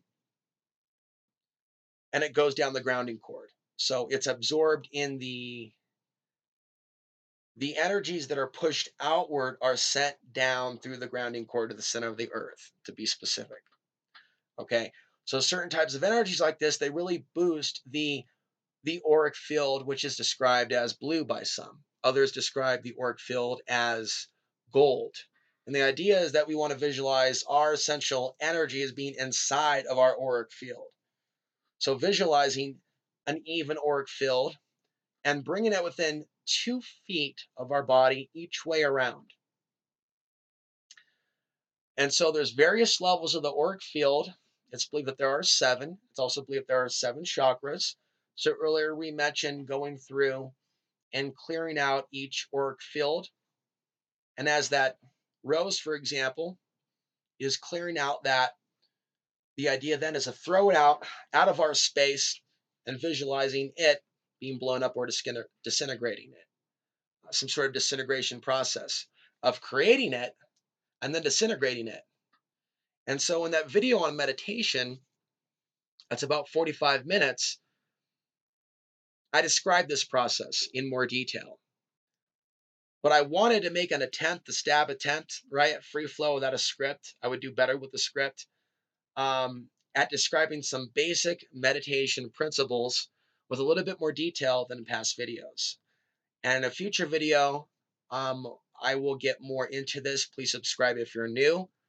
Get into the idea of meditation, a free flow meditation, to where different exercises are practiced, where it's not just one thing, from the practice of deep breathing, taking a few moments and observing reality as it is, to taking a few minutes and visualizing, right, our own gold sun of energy returning to us, taking a few minutes and focusing on grounding, taking a few minutes and visualizing that magnetic rose like paper, magnetically um, pulling out that foreign energy or those painful images that we may be obsessively stuck on. So there's a variety of these various tools, and it's really about believing in your tools working.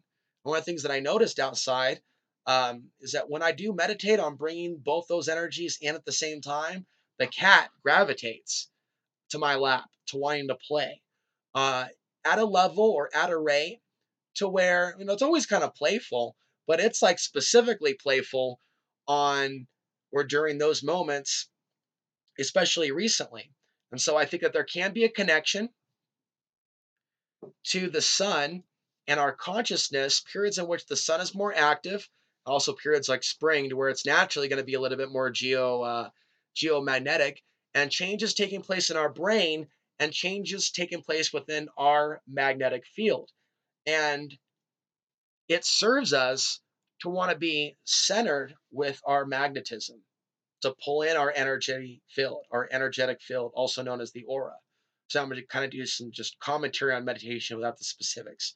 It's more or less about developing some tools on your own, a technique that works for you, but like a martial art or something to that effect, something that you seek to master. On the topic of martial arts, there's certain movements that I may engage in for like multiple minutes to tap into that flow. This is one of them. There are various types of ways to defend yourself with your hands, of course, which I know that you're already aware of, but the soft form of empty hand self defense. But this is something that is referred to as circular motion. And a friend taught me a few basics, and then there are certain things that I feel like I filled in the blanks on my own with regards to interesting ways in which the human body can move and defend itself. So some of these exercises that I participate in, it's not just this per se, but other forms of body movements seem to assist me and tap into that spin force that Burl Payne was referring to. And I think that it would be awesome to be a part of some studies. I know that Boulder, Colorado is to the north. I think that if scientists in Colorado and elsewhere, where they're already studying the sun, were to also study testosterone changes in the human body and other changes as well, it would help accelerate this area of study. So I would be honored to be a part of a study, even donate my body to science, to a certain degree, hook up some electrodes, measure the activity in the brain, but also see what the brain can do if the brain is attempting through intent to put itself in a particular frequency. And I think the sky's the limit. I think there's a dark side to this technology and application, and there's a spiritual side. Collective manifestation is something that Burl Payne also introduced in his PDF. And this is something in which I'm planting a seed for you.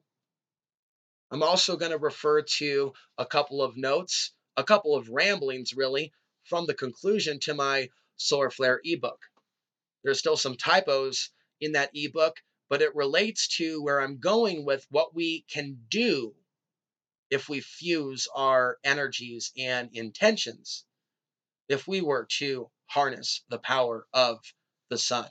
Burl Payne's study on effects of mass meditations, the first experiment involved attempting to lift the sky station called Skylab into higher orbit. The unexpected results showed that sunspot numbers decreased by about 30%.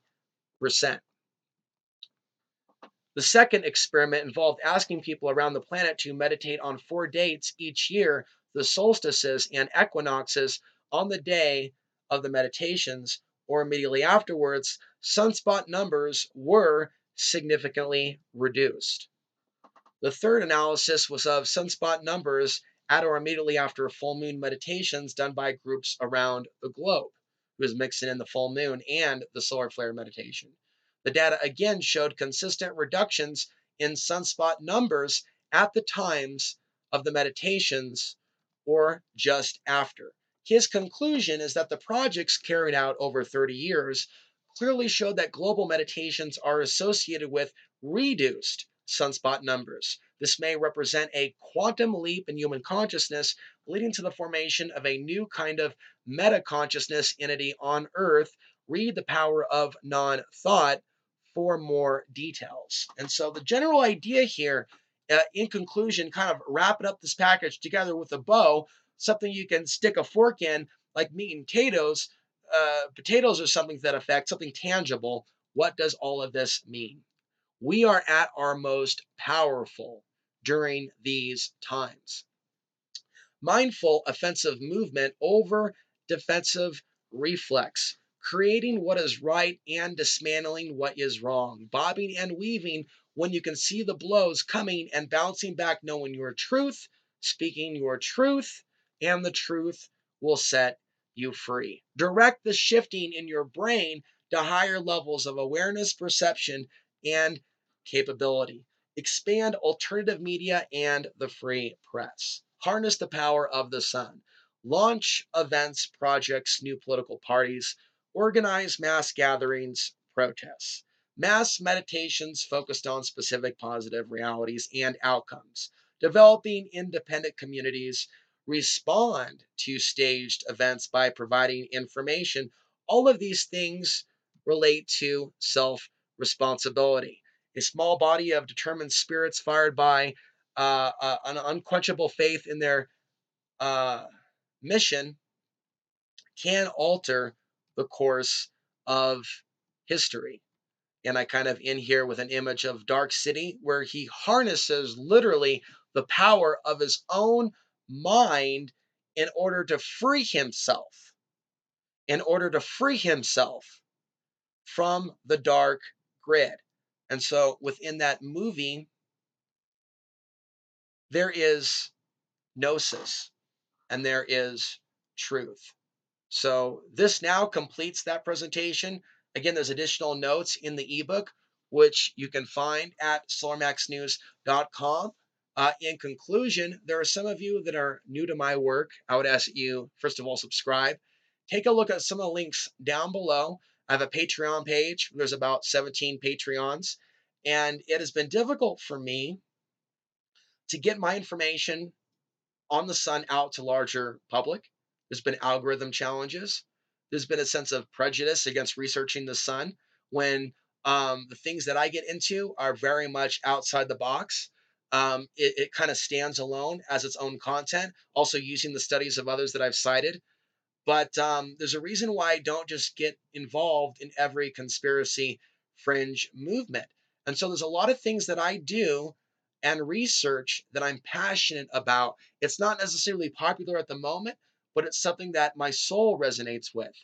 If you feel called to be of assistance to me and get this message out there through either writing books, helping contact certain people, certain shows, if you are someone that has the means to put on a show or a presentation in a major US city and also help out with marketing and things of that nature, I think that people can use this knowledge and information. I personally live full time off the grid in the mountains of southern Colorado. I don't I don't